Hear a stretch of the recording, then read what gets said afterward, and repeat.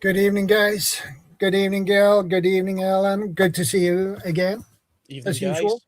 How are you doing? Let's see here. Jeez.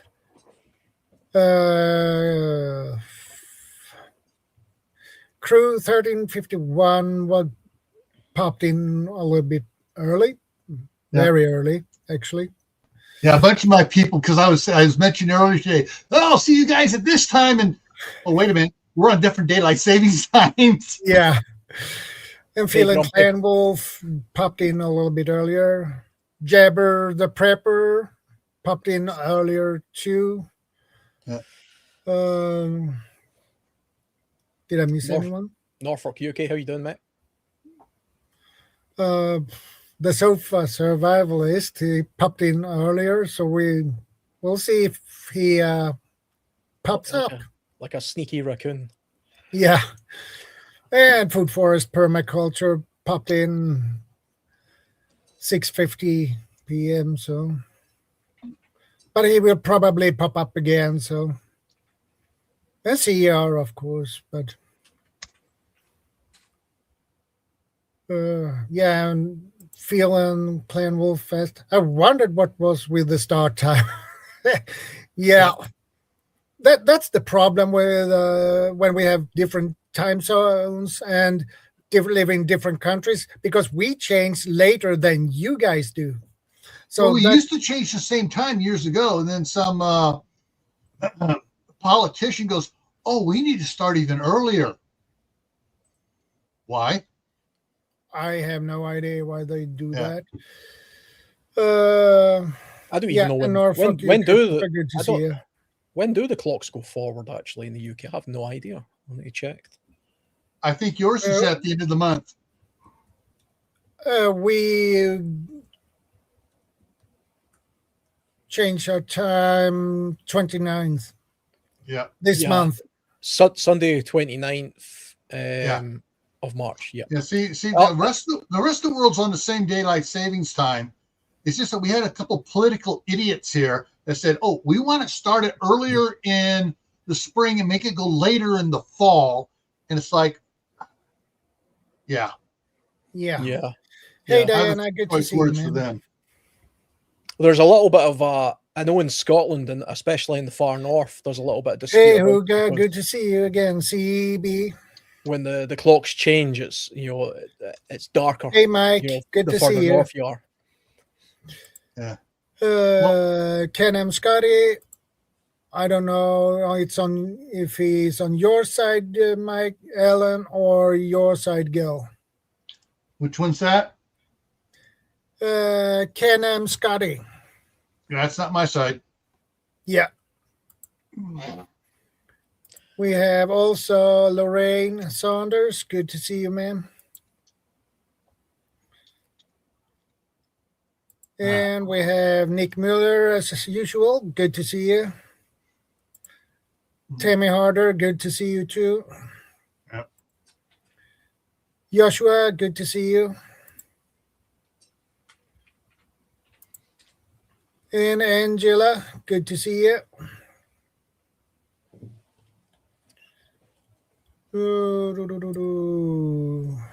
Did I miss anyone more? Hopefully not. Yeah. Well, we did miss one. Hey, Fire Dr. Ninja Turtle, good to see you. Yeah. I got something to share with you guys here, and I posted this on my Facebook page. So let's bring this up. All right. So I took these pictures at 7:20 a.m. on Saturday morning, before daylight savings time. The next morning at 7:20 a.m. Look how dark it is. The difference. And my grandson stand out there across the street to catch the bus at 7:20. It was darker on the first day of daylight savings time than it is in December and January during the peak dark hours of the morning. It's darker on daylight savings time, which this is one of the things that ticks me off so bad about it is they're putting so many school children at risk out there in the dark because the idiots that don't know how to do their their clocks right are now racing to work, running late, and there are more kids killed during the first couple of weeks of daylight savings time in the spring and the last 2 weeks in November because it is too friggin' dark in the morning. And we have Stuart. Yeah, that's my pet peeve. Okay. Wasn't it something to do with farming? Wasn't that the reason why they changed? No, not farming. Absolutely not. It was industrial. Oh, really? Because it was for the war effort. First, they did it for Brian, good to see World War I, and then they stopped it. And then World War II, they did it again, and then they stopped it. And then during the Korean conflict, they put it back in again, and they kept it. And Polonium 13. Good to see you too. Yeah. Here's the thing. The Native Americans have a saying about daylight savings time. They go, only the white man would think he could cut 2 inches off the blanket on one end, sew it on the other, and think he has a longer blanket. Purple Ale, good to see you.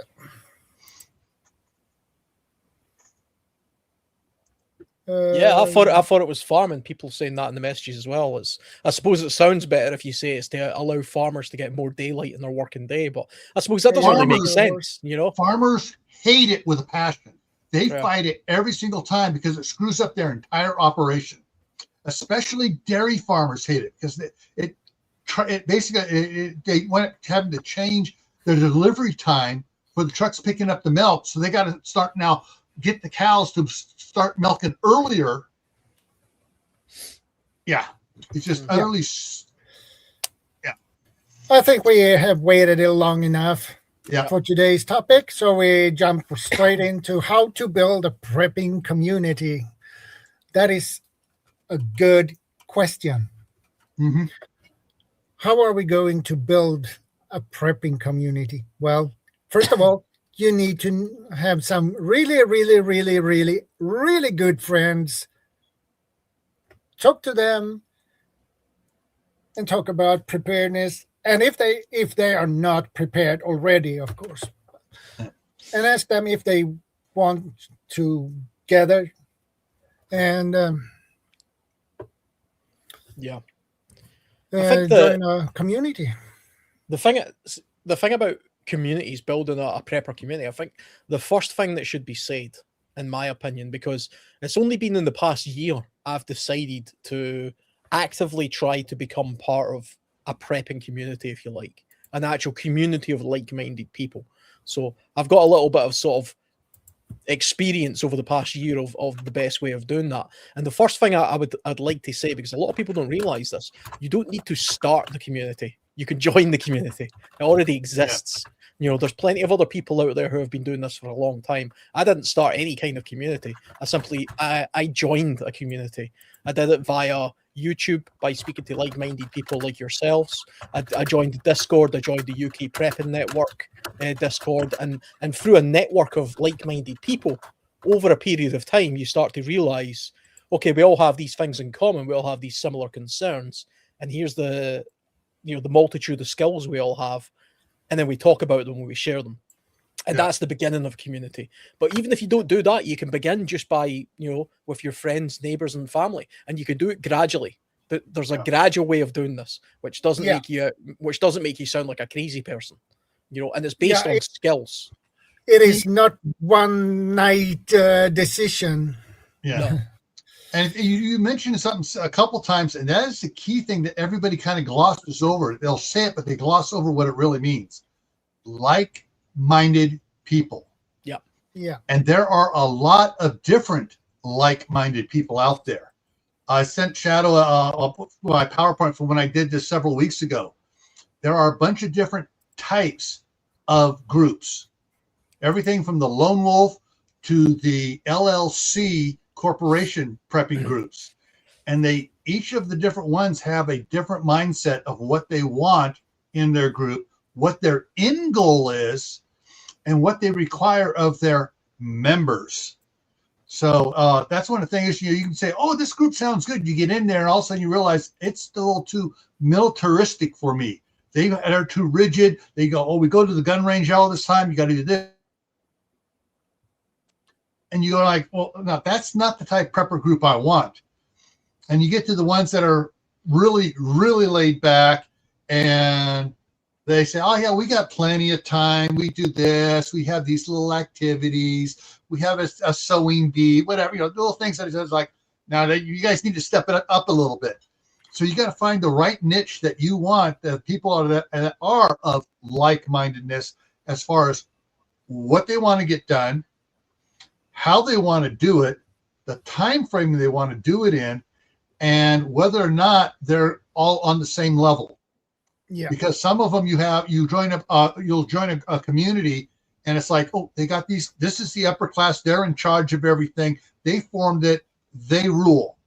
Others are ones where they elect people to be in charge. And some of them have it where the person can only run for 2 terms and they got to let somebody else have it.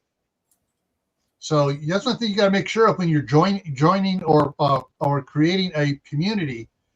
Everybody agrees on the fundamental basis. Yeah. Because that tears, I've seen that tear groups apart where they start going together and they just fall apart because they can't agree on everything. Yeah. And Huga has a good point, actually. Different groups have different structures, rules, values, etc. It's good to explore different groups to see where you fit.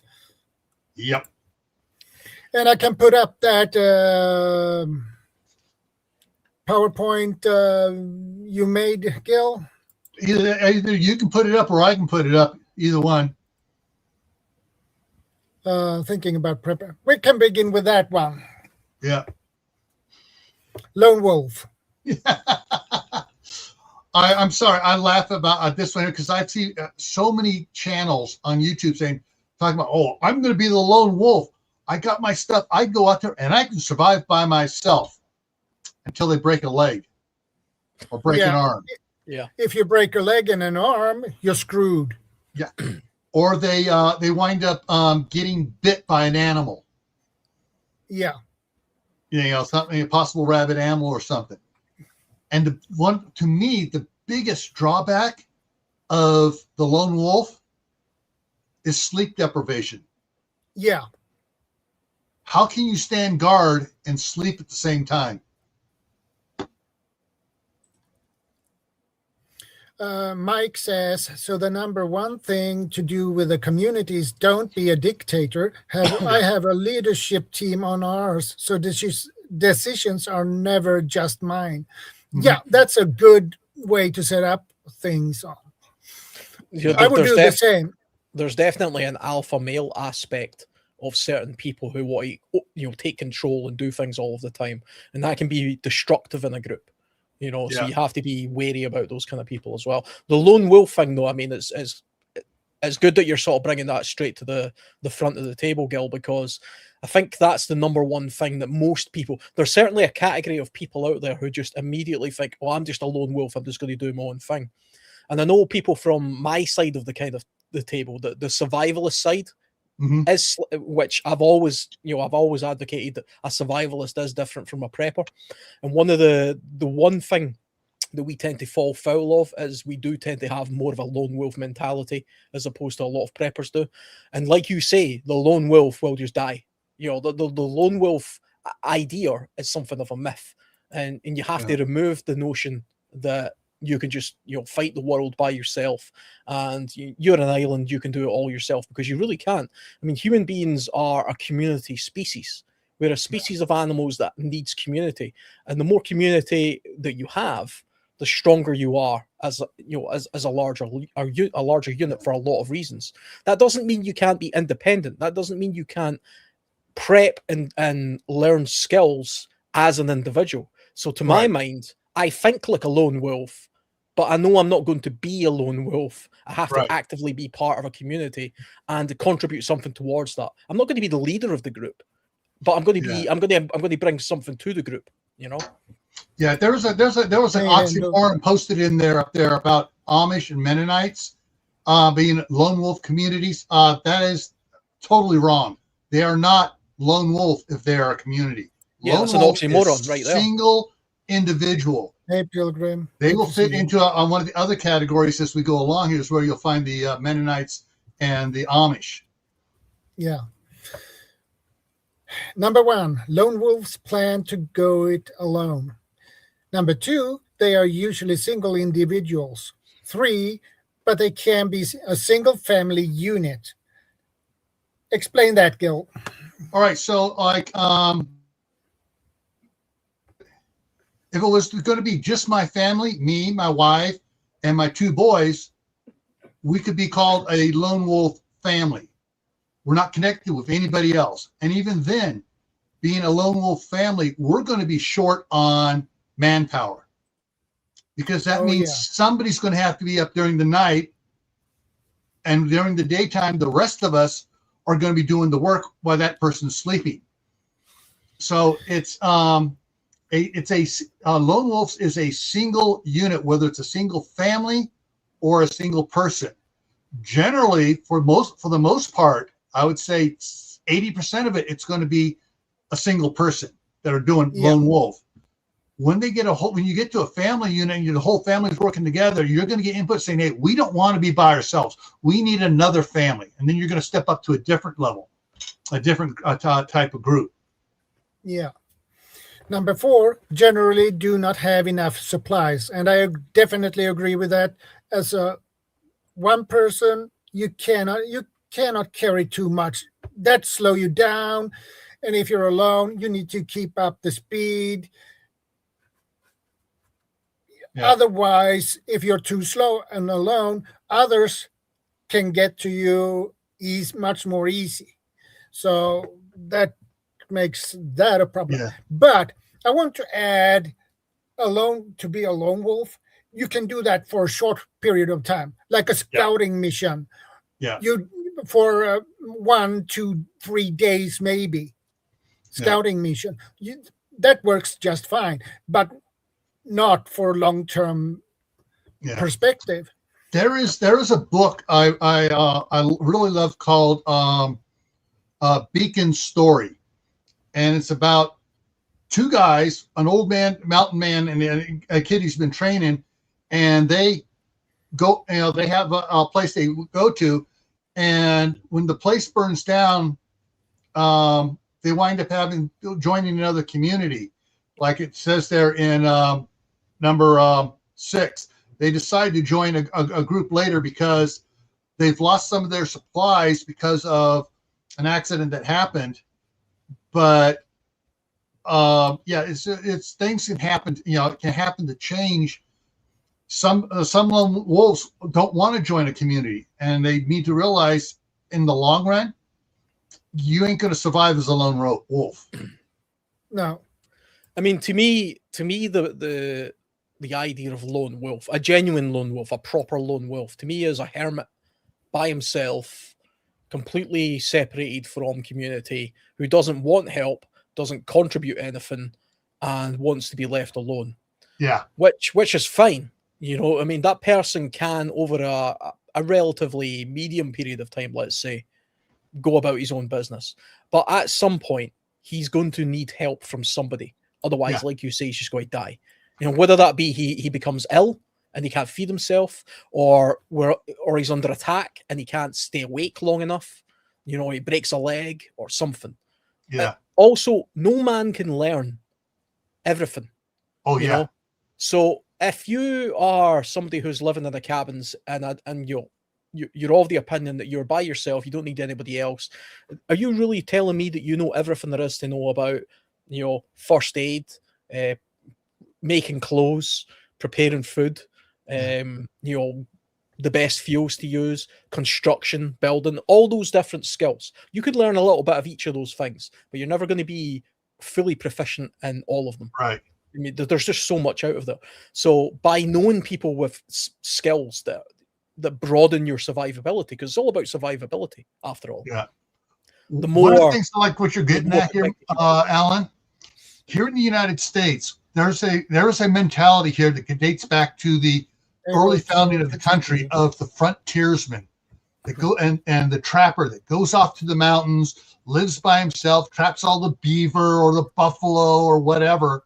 Yeah, the mountain. Problem is, everybody forgets. Yeah, they go and do that. But what do? Twice a year? They come back to civilization, trade everything they trapped for supplies so they can go back out and do it again. They're not true lone wolves. The mountain man, the frontiersman, the trapper were part-time lone wolves. They went out, did their work, came back in, sold stuff, bought more supplies, and pocketed the extra money. Their goal was to not to do this forever, but to earn the money where they could then not have to do it. That was their goal. And the mindset here in America that a lot of the lone wolves, the mountain men do it, I can do it. You have no idea what the mountain men were really doing. You don't understand. They had the rendezvous they had to go to get supplies, to get the bacon, to get the beans, to get the flour and stuff, and sell off the beaver pelts, the buffalo hides, whatever it is. They are interacting with society still on a limited basis. They're not a true lone wolf. They're a lone hunter, goes out, hunts, and brings back. Yeah. Yeah, and that's kind of like what difference. Shadow was saying, is they can do it for a short period of time, but you gotta be part of a bigger group if you're going to survive being a mountain man. And a lot of times they wound up dying out there because they broke a leg, they got hurt, something happened. Well, this is the thing. I mean, the concept of the mountain man, there are still a few of them out there. I mean, there are still a few independent mountain men, if you like, who live in remote parts of Alaska and the likes of things like that. And they make their living via trap lines. They'll set up a trap line. They'll spend long periods of time in the wilderness. But like you say, they're not out there simply living off the land continuously. They're out there to do a job. They're out there to harvest. And in a lot of cases, when it comes to hunters, they're out there to harvest pelts. They're out there to harvest, furs and things like that. And, they don't need all those furs. So what are they doing with them? Well, of course, over a period of time, they collect enough and then they come back and then they sell them. And then, that's effectively trade.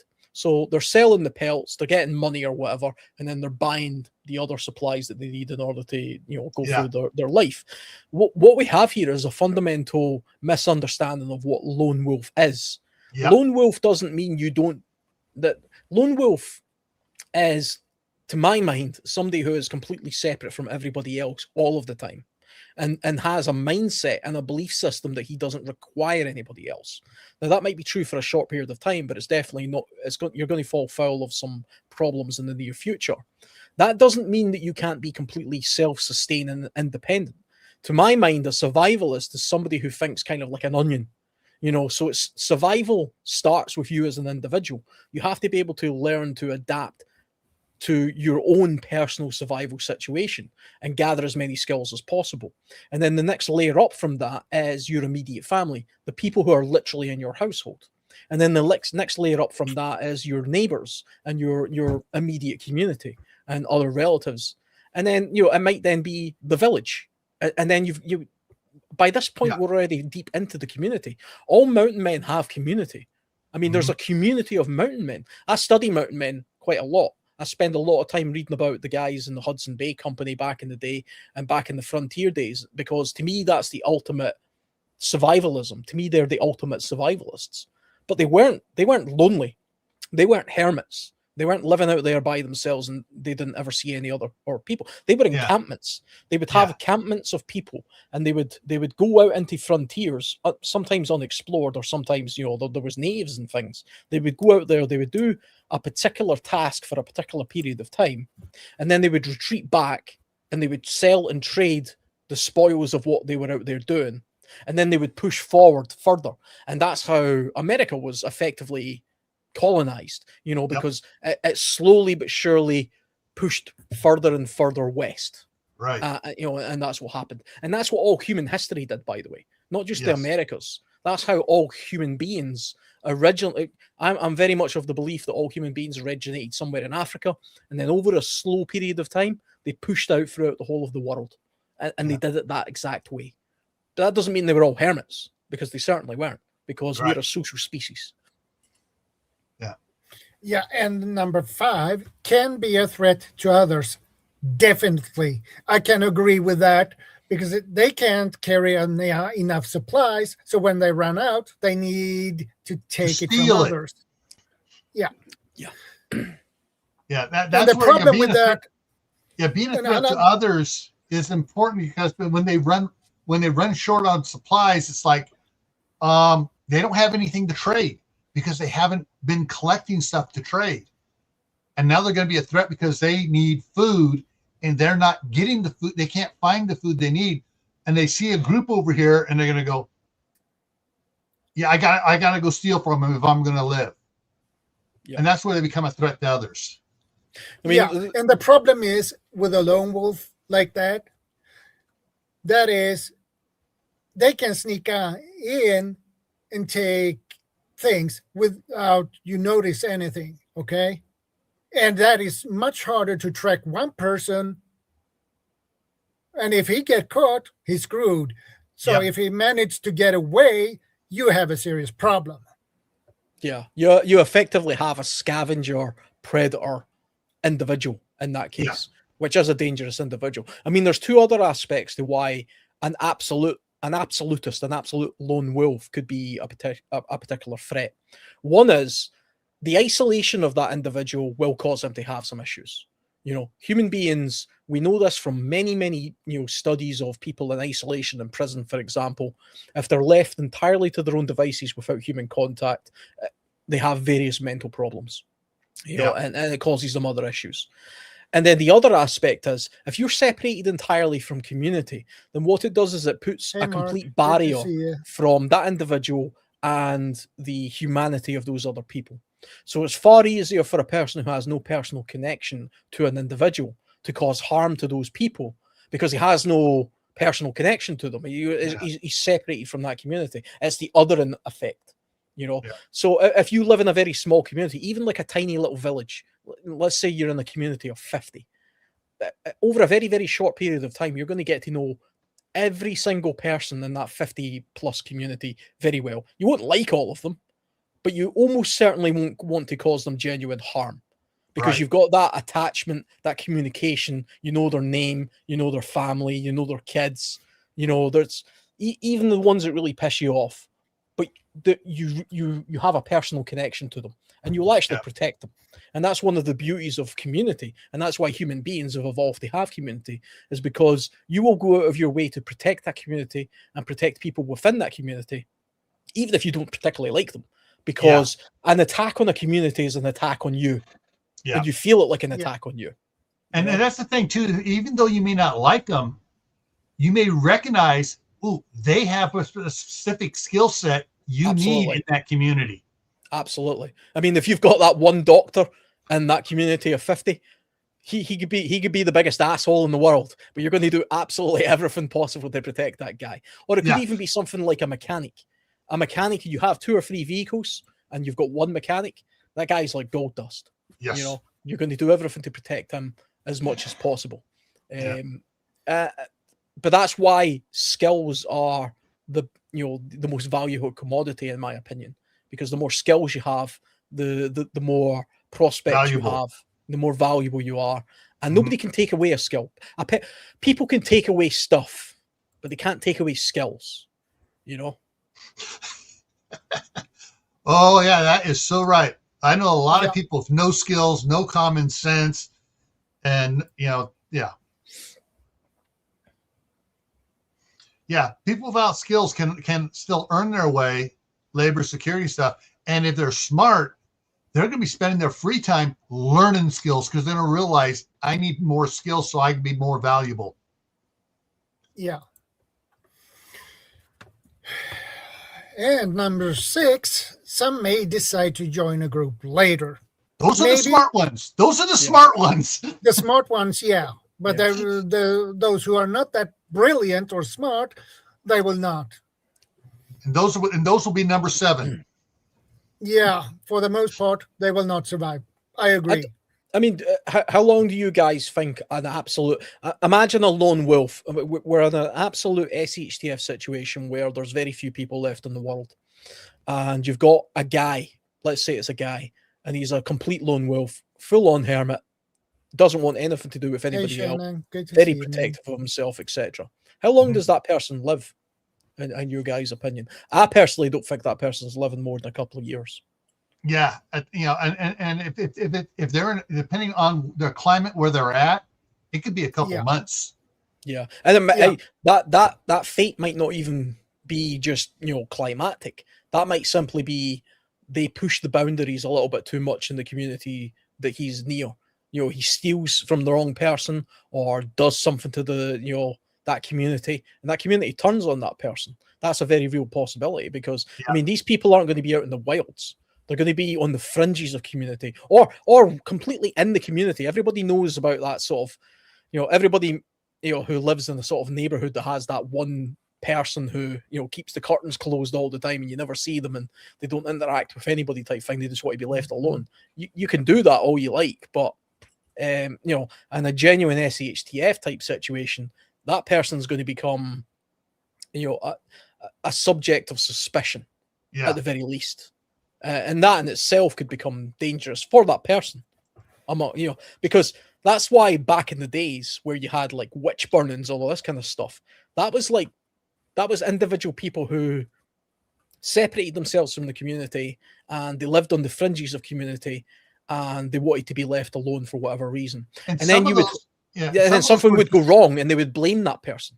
It was like, oh, that's the witch in the woods that must have caused it. Let's go out there. The thing is, a lot of the quote witch burnings here in Salem witch trials were people involved in the community, and the people making the accusations were the ones without as many skills, were not as well off, and they were blaming the other people because they were well off, and blaming them as witches because they had no self-worth themselves. So they're blaming that person's a witch. How can they have so much good stuff when I can't have that? Yeah, and that's what part of the troublemakers were there. Yeah. All right. So I think the next one is we need to go to team. Yeah, team. Number 1, small units, 5 to 12 individuals. Very structured with rigid and specific rules. 3, they have specific ideology. 4, they often run a military style of leadership. 5, leadership is fixed. 6, may or may not own land. 7, can be a threat to others. Yeah, this one is gets a lot of people ticked off because all right, you can have a bunch of different teams. Most of them are good, but you have that one team which has no moral compass. Yeah. And those are the ones that become threat to others. They're like, okay, we're good, we're macho, we can do it. This is what we're going to do. And they have they follow a very strict, rigid format, rules and stuff. And they say, all right, I can't even pronounce it here. Number 3, where they are such as, all right, we're good, we're strong, we're going to take what we need. That's where a team goes south. Yeah. Some teams could be just the opposite. And that's the thing. It has to do with the mentality of the group. Some of them can be very strict on their structure and everything, but have a very strong moral compass. Yeah. Those are good ones to make friends with. The ones that have no moral compass, those are the ones that are a threat. And if you're trying to join a group of 10 or 12 individuals, you got to learn real quick. Is this the group you really want to be in? Or is this the group you want to stay away from? Yeah. Yeah. And the other problem with a team is some of those teams turn out to be raiders in an SHTF situation. Yeah. They are like pirates, basically. They hanging around the main roads, some old timber roads people take because there are no other way, and they probably, you need to pay them to leave you alone. Yeah. Yeah. Now, Yeah. one of the things is aspects that I didn't put on here was some teams will realize, crap, we don't have enough supplies. Rather than stealing from this other group over here, we need to go join this other group over here. And that's when you get a mindset of these small groups realize we can't do it as a small group. We need to band together build a bigger group. And that's, when you have people that realize that, that's a bonus because that means they actually have intelligence. Yeah. I mean, Yeah. you definitely would have small groups of people who are genuinely like-minded with each other, banding together in the immediate aftermath of Right. any genuine SHTF situation. I'm thinking of groups of youths. You would have like groups like biker gangs or these kind of groups they already exist nowadays. So there's no reason why they wouldn't come together a little bit more in order to aid themselves in an SHTF situation. And it's really just a case of trying to figure out the priorities of those people and what it is they're bringing. I mean, to my mind, it's really a case of trust versus skills. I mean, ideally you want both, but I mean, if you had to prioritize, I would prioritize trust over skills first, because I mean, trust is where the foundation of any group is. Skills is kind of just a multiplier of information. I mean, I used the example earlier on of the sort of the skilled mechanic in the group if you have just a few vehicles. But if you've got a skilled mechanic who's also very dishonest and selfish and becomes a liability, he's actually more of an issue than anything else. Yeah. So you don't want a person like that. So you have to really find a common ground as to, if you're in a group or you're interacting with a group, what is the ideology of this group? What is the purpose of them? How did they form? Why are they a group in the first place? You're going to get religious groups, you're going to get youth groups, you're going to get groups of people who are of particular ethnicities or something because they happen to live in that particular area. And you'll get people like to group together. It's a natural thing. It's kind of like the school cafeteria, where all the certain groups of kids sit at certain tables.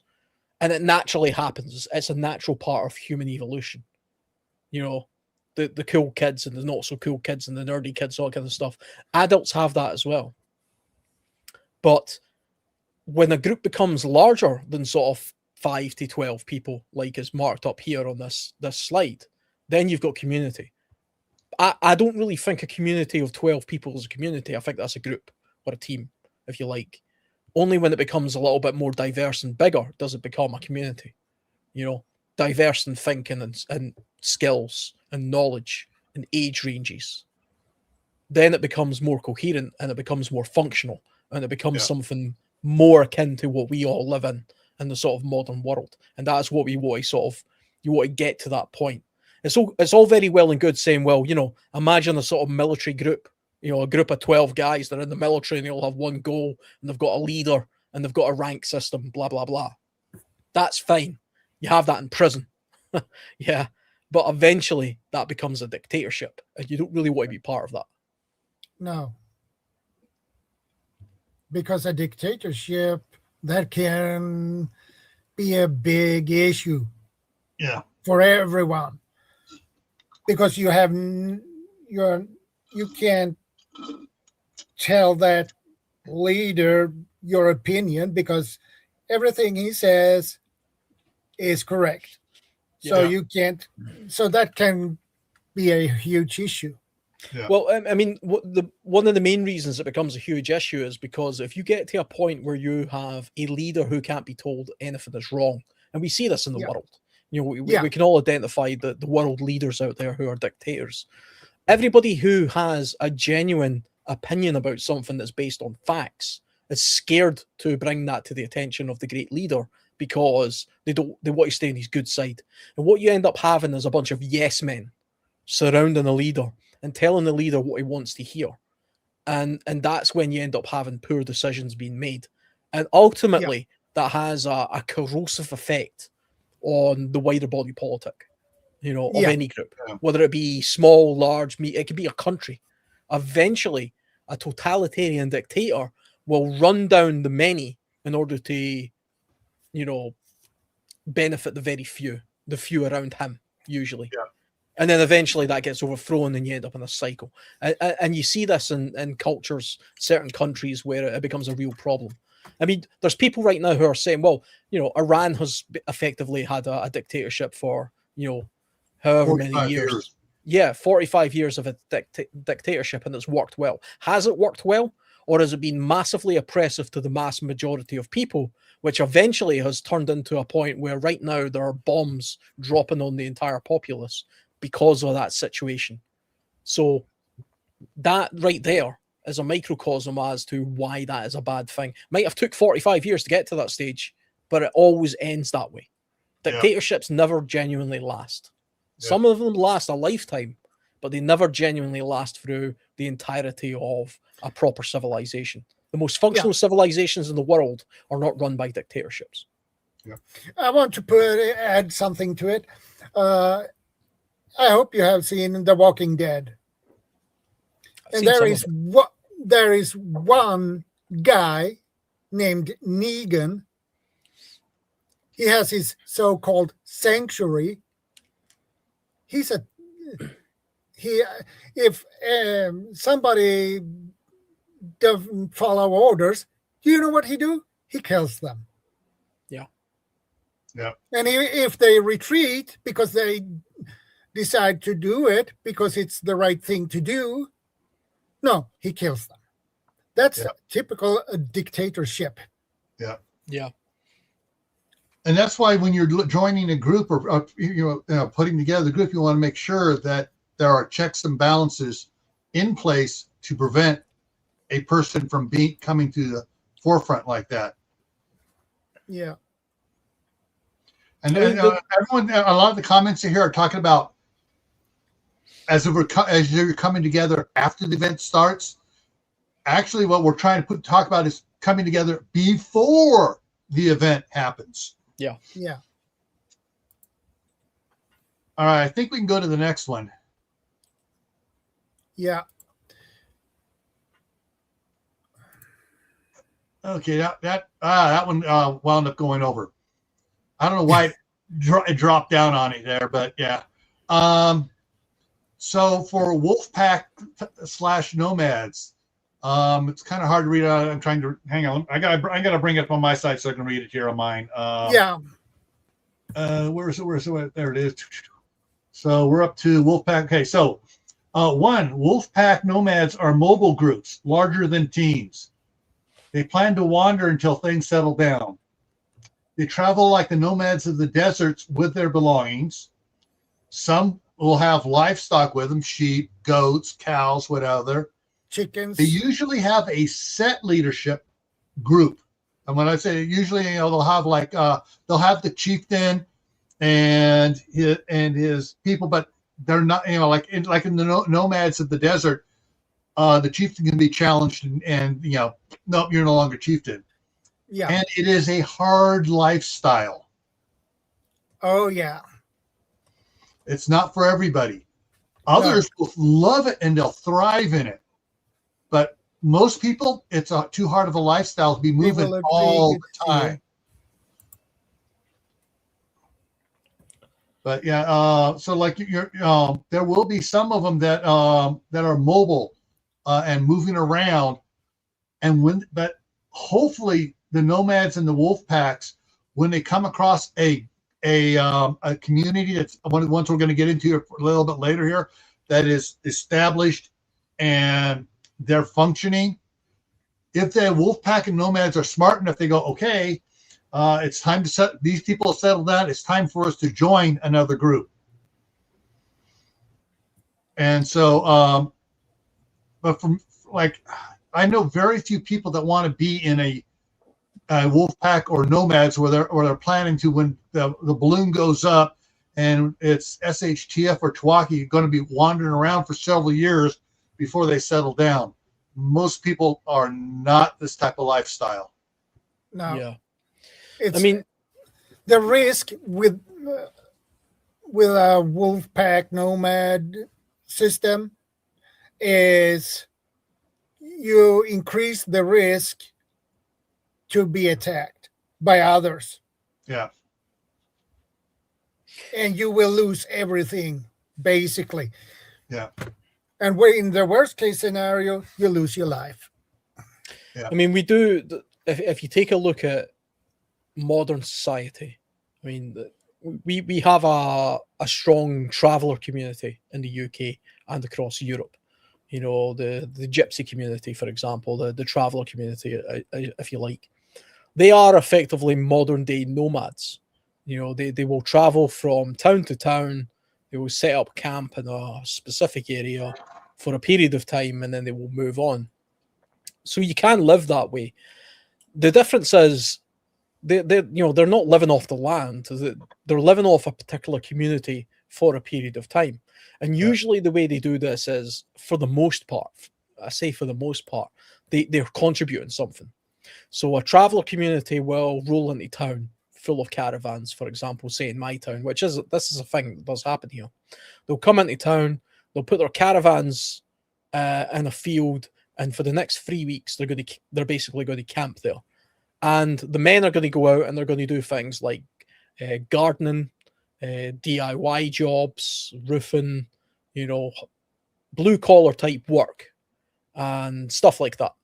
And for the most part, contrary to popular belief, they generally do it quite well because they want to earn a living, because that's how they do it. They go from community to community, earning a living, and then they move on. So it is possible to live that way. I think of a traveling circus. A traveling circus is a nomad community. Right.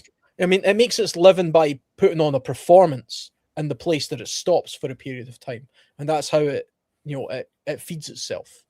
But basically, it's just a nomad community, and all human beings, or for the most part, most human beings, not all, but most human beings were nomads.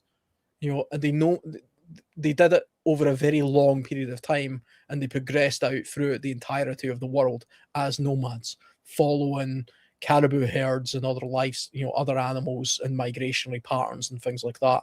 And that's how they ended up in the northern parts of Europe and eventually the Americas and Eurasia and these kind of places. Yeah. I want to say something real quick before I disappear. The wind has picked up insanely. I mean, we're supposed to get 65-mile-an-hour winds here this afternoon for a windstorm coming through. And if I disappear, it's because I lost internet connection, and it may take me about 5 minutes to come back up. Okay, no problem. So just think, more than just freeze, just disappear totally. That's what's going on. The windstorm is really getting bad here. Well, okay. Yeah. Keep safe. We had a bit of a windstorm. Hey, just asking for a friend. Good to see you. Almost lost a trampoline to a windstorm a couple of days ago. So I can sympathize. Yeah. But back to the nomad type community. It is possible to live that way for a period of time. And I think it depends on the environment that you're in. So if you find yourself in an environment where you can't really stay in one area because the local resources are finite, so finite to the point where, after a period of time, there's just no water, for example, and you have to move with the rainstorms, or you have to move with the livestock or stuff. That's a completely legitimate way of living. Yeah.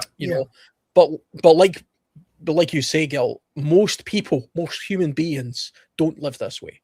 They find a place, they set up community in that place, and they don't move. They settle it. We're settlers. Human beings are settlers, generally. Tagging on to what you're saying there, here in the United States, at the beginning, as we moved westward, we came across all these nomad American Indian tribes, and they would follow the buffalo around, or they would they would go from one area to another area. They would move south in the wintertime, move back north in the summertime as the the grass and then the way the game and everything move. In other parts of the country here, like in the east, you had the Mohawks and some of the others that were agricultural tribes, where they set up in one spot and they very seldom moved around. But so you had interaction between the two different groups, and that's one of the things that, you know, your, like you said, your area, your environment is going to dictate how long you can stay in a spot. Yeah, I mean, you see it in places like sub-Saharan Africa, where the seasonal differences in the rains dictate where you're likely to be. You know, so in the rainy season, where everything's green and lush and there's lots of wildlife, you can have communities of people living off that land sustainably for a period of time. But then in the dry season, when that starts to become parched and the riverbeds dry up, etc., the animals and the people migrate. And they migrate, you know, whether it be south or north or whatever it is, based on the change in landscapes. And then they may come back, and they might do this seasonally over and over again. If you actually look at the progression of human beings out of Africa, you know, thousands of years ago, and you follow the path that they took, a lot of them followed the coastline because that was the easiest place to survive. But another group of people, the people who conquered or sort of made their way into the northern parts of Eurasia, Russia, eventually the Americas, they were following caribou. They were following herds of animals. They were following reindeer. They were following migratory animals that they were hunting and living off, and they were able to clothe themselves with the skins of those animals, which allowed them to venture further north into the cold landscapes. Because back in those days, it was an ice age, of course. You know, and I mean, we're effectively tropical apes. So why are human beings, you know, crossing frozen landscapes in North America? They were doing it because they were following animals. That's why they were doing it. Yeah. And they learned that they could use the hides of the animals to provide cover for themselves. And that's the story of human society right there. And, you know, so basically, I'm just saying that there's a deep history of this, and that's in our head. That's part of the evolution of human beings. So that's in there, and it can't be entirely written off. But like both of you guys have said, for the most part, most people instinctively don't want to do this. They want to settle in one place. You know. If someone asks, how many times have you moved? Let's see. For my life, I'm almost 70 now. My parents moved when I was 3 years old, from Southern California, Northern California. We stayed there for 6 years, moved back down to Southern California, moved twice down in Southern California, moved to the north rim of the Grand Canyon for my junior and senior year in high school. Then we moved back to the house we had in Northern California, and I stayed there until I bought my own place 3 blocks away. And when I bought that place 3 blocks away, that was in '87. And my wife is still there. I'm up here getting this place ready for the final move up here. This is our final retirement place up here in Idaho. And so, yeah, I mean, like, so we've had that house in California since 1987.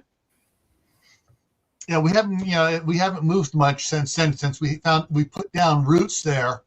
But we also realized that California is not advantageous for us to return. It's an interesting question, actually, because it does dig into a little bit about what we're talking about the human psyche. Pre-industrial civilizations, for the most part, most people, pre-industrial civilizations, didn't move more than 10 or 20 miles from the place of their birth to the point where they died. You know, so a person would die roughly 10, 20 miles from the place he was born, pre-industrial sort of civilization. Yeah. After the sort of, you know, in the 19th century, early 20th century, that I believe that went up to sort of 50 to 100 miles. You know, modern developed countries nowadays, you could be talking, you know, a couple hundred miles. But for the most part, most people, I mean, if you take a look at your school friends, for example, people who you went to school with in your class in high school, and you checked out their Facebook and you took a look at where they live now, you know, they probably don't live that far away from the town that you all grew up in and you all went to school in. Most people actually don't move that far. And that's been the case for most of human history. You know, it's a very slow progression of people. Even me personally, I mean, I moved to my current home just now a few years ago, but the town that I was born in, grew up in, and spent most of my life in is less than 10 miles away. Yeah. Shall we go to the next one? Tribe. I've heard tribe mentioned several times in the chat. Yeah, tribes are larger than teams, less rigid in their daily rules. Their ideology may become ritualistic. 4, there may be set joining requirements.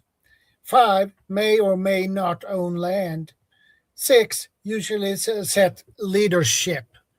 I want to just address number 6 first. The set leadership may be rules of, all right, this is how you become a leader, and there are ways for leadership to change. It's usually set in a procedure. So they could have elections, they could have different things to change leadership, but it's usually set the format for changing leadership.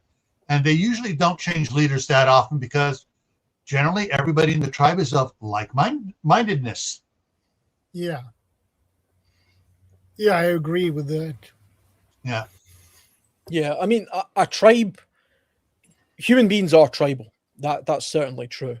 Yeah. I mean, it's not true of everybody, but I would say it's certainly true of most people. Before globalization, before people could easily move around the world, most human beings are certainly tribal. I mean, just going personally from my part of the world right now, I'm in Scotland just now. We have clans, or we did have clans. Clans are basically just tribes.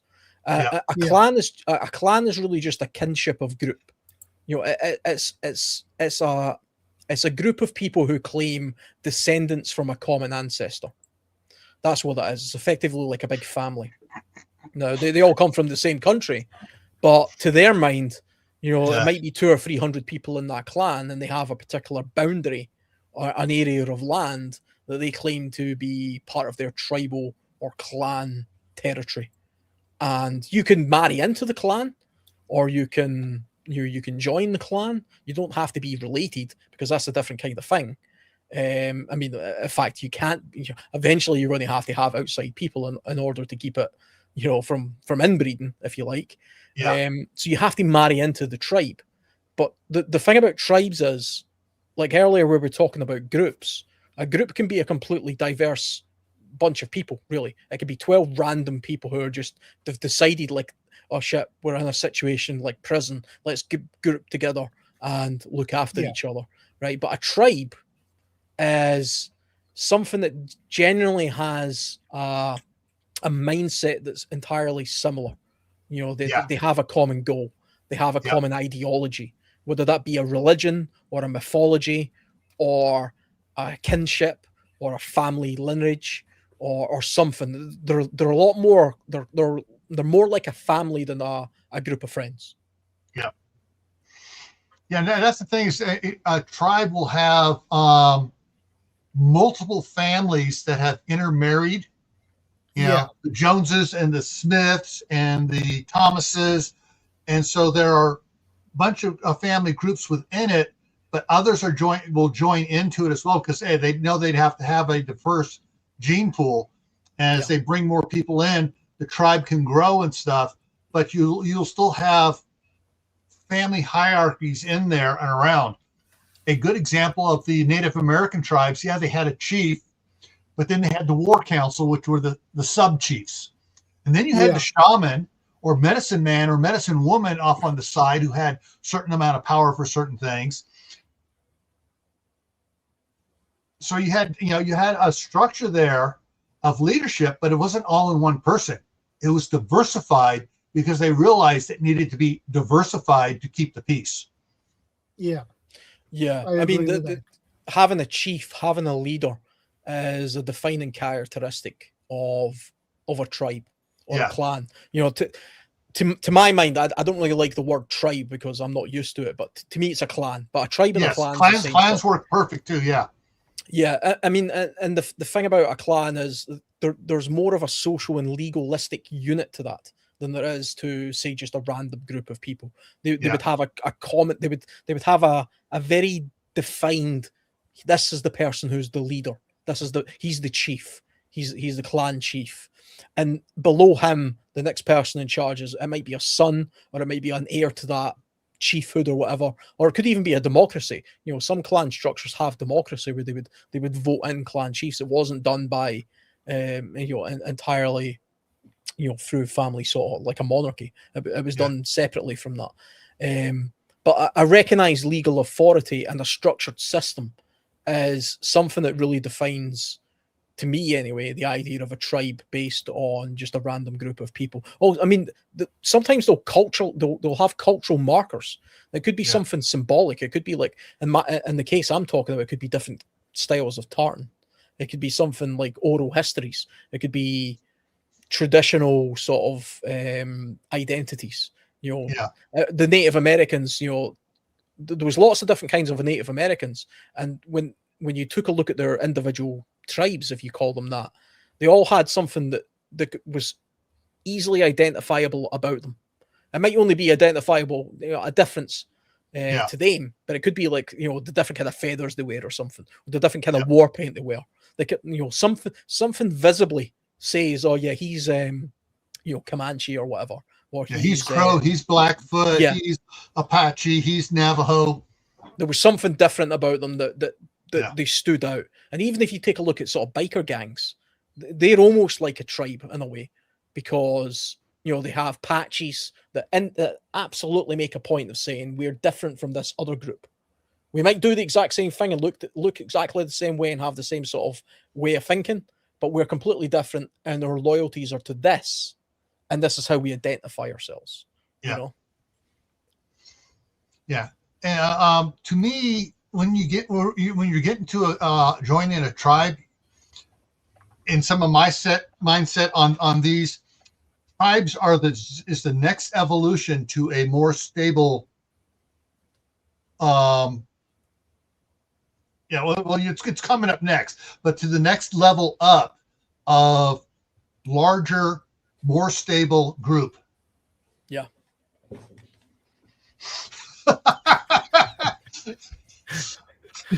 I eat for 12, but I cook for 50. Oh, but I think we pretty much covered what this is doing. If someone wants, number 4 is joining a tribe. There may be certain a group that's calling themselves a tribe type thing, or not even calling themselves a tribe, but they fall in the tribe category. There may be certain things. All right, you want to join, you got to bring in so many sheep, or you got to do this, or do you want to join us? You have to marry one of our daughters or one of our sons. Yeah. Yeah, it's like a dowry.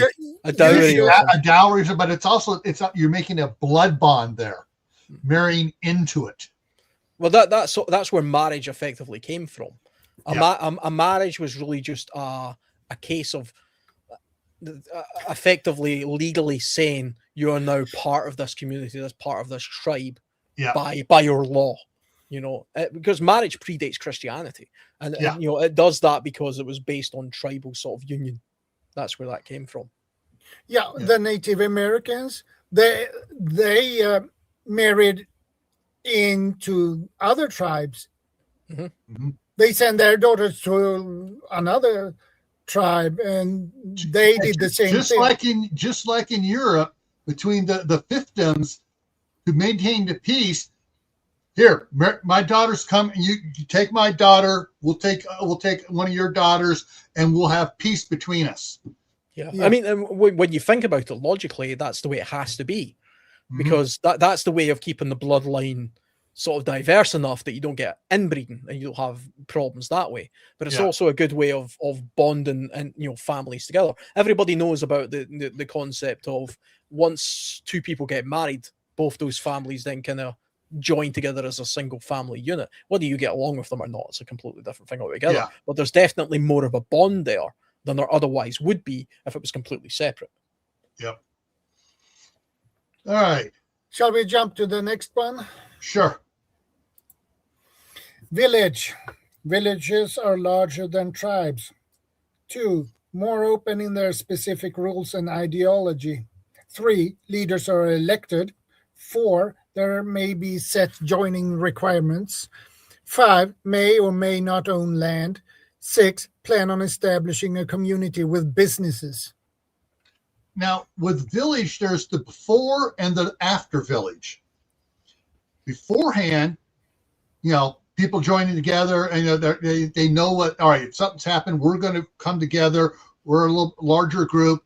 This is probably the first real basis of a good prepper community, because they're together. They train each other.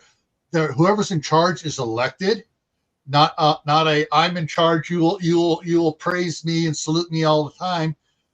So, but the village will be more quick to adapt to after SHTF Twaki situation than some of it, and be able to keep growing and be sustainable. Yeah. It's, I've had several groups where I've helped them set up their groups and stuff to lay things out. Villages are more open in their rules and ideology. They're more open to change. They're more open to input of information. They're not so closed-minded. They're like, no, I don't want to hear that. I don't want to hear that. It's, oh, that's a good idea. Hey, everybody, should we adapt this? And that's where I think villages are the stepping stone up from tribes. Yeah. And a village contains a lot of houses.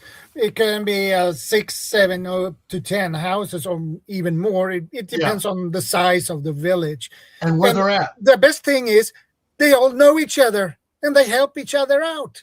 Yeah. And here's the key thing on villages, and for the groups that I've worked with and stuff, for what they wanted to do, their end game is number 6. They plan on setting up a permanent community with businesses and expanding civilization. Yeah.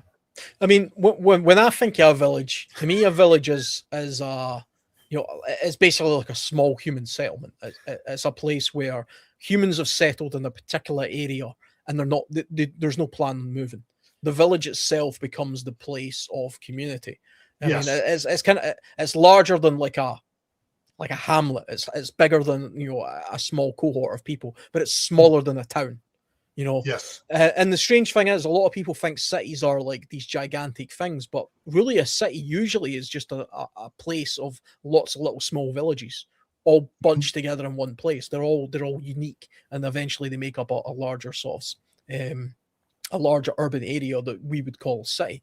But I mean, usually, to my mind, when I think of a UK village, when I know I'm in a village, I know I'm in a village because it's a place that has a few thousand people in it.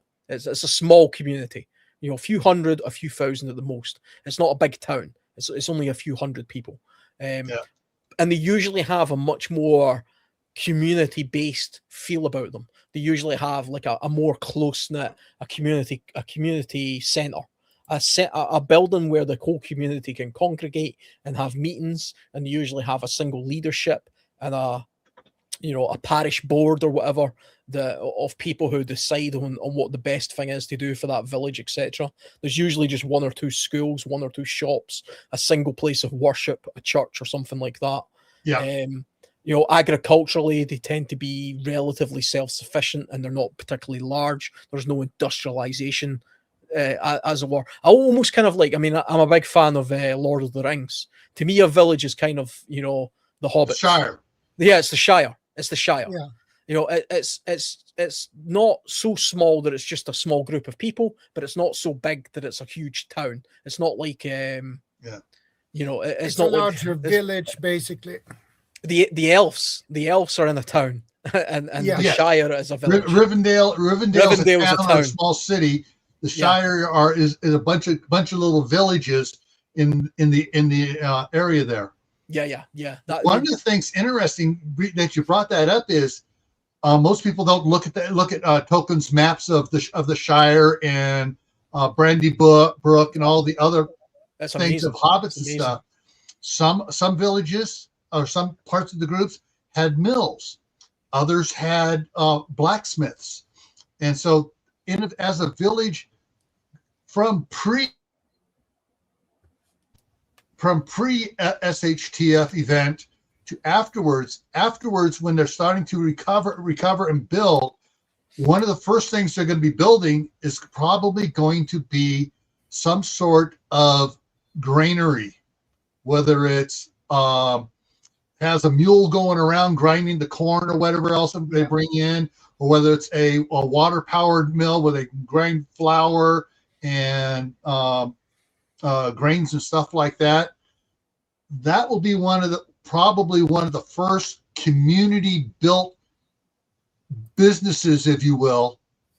In it will be something like that they're going to build.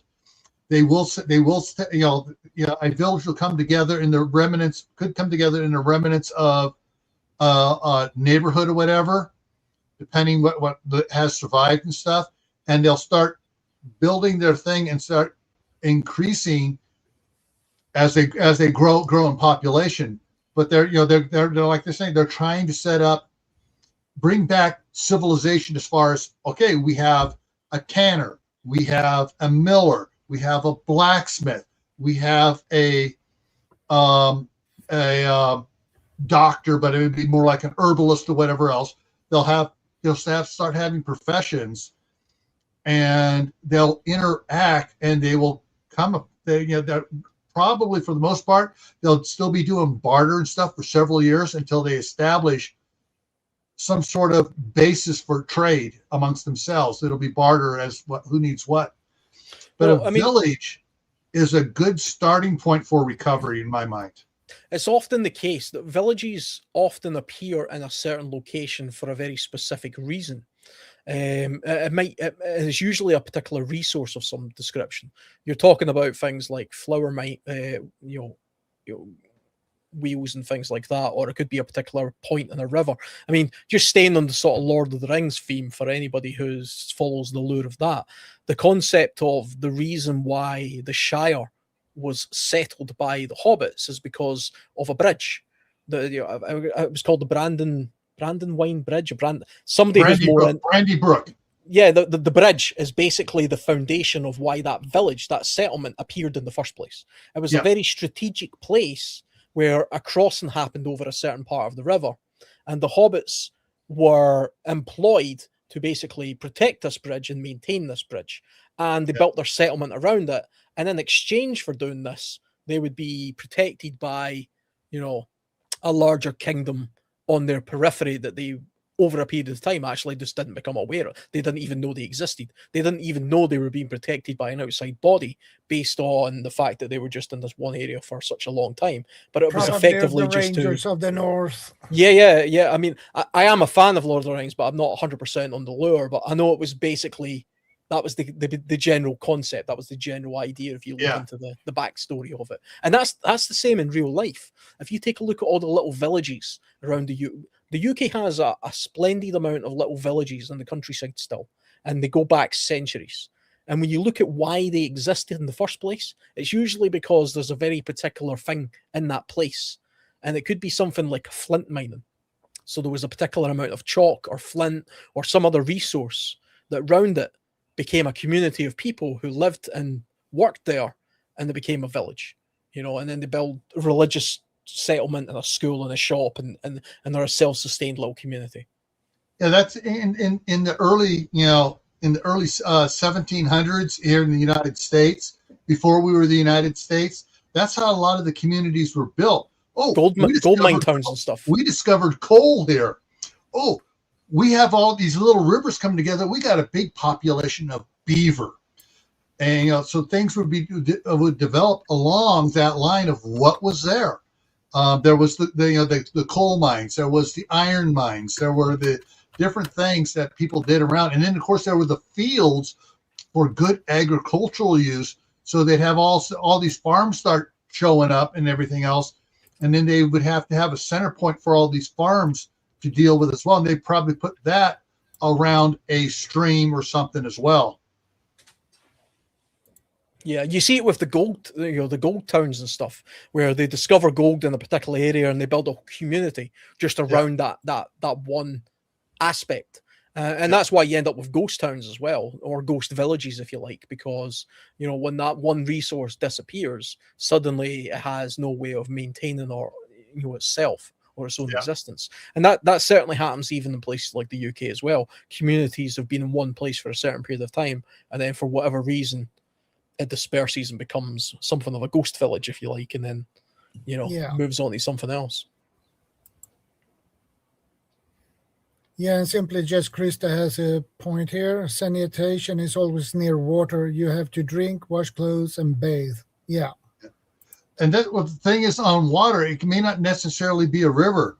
You look at in certain areas, especially around from Spain and Italy down into North Africa and the Middle East, wells where they're able to put in a well and have water became a very central point of the villages and towns and cities there. Yeah, well, most cities, not all cities, but most cities started off as a village, and then it became a town, and then it became a village, a city rather. And if you take a look on a map at where the big cities in the world are, you tend to notice that they're on major waterways. So London, for example, is right on the Thames, and then you'll take a look at, you know, New York on the Hudson, and, you know, and you'll see this repeated throughout the world. That for the large part, cities are usually got large waterways. Not always the case. There's lots of inland cities, of course, but even they have, you know,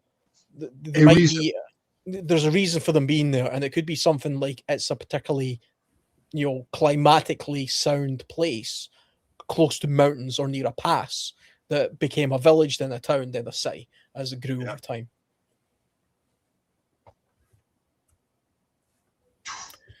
And that wind's blowing out here. Oh, yeah. Shall we jump to the next one? Sure.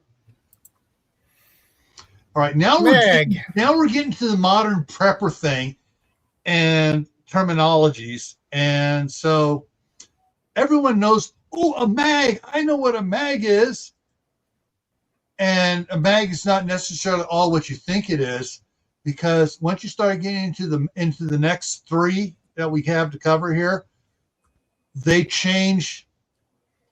And I've, you know, working with several groups, it's really hard to define these down as far as what keeps one into one group as a for or another. So the next three are, we got mag, and then coming up off that is a MAC or a CAG, and then there's the LLC.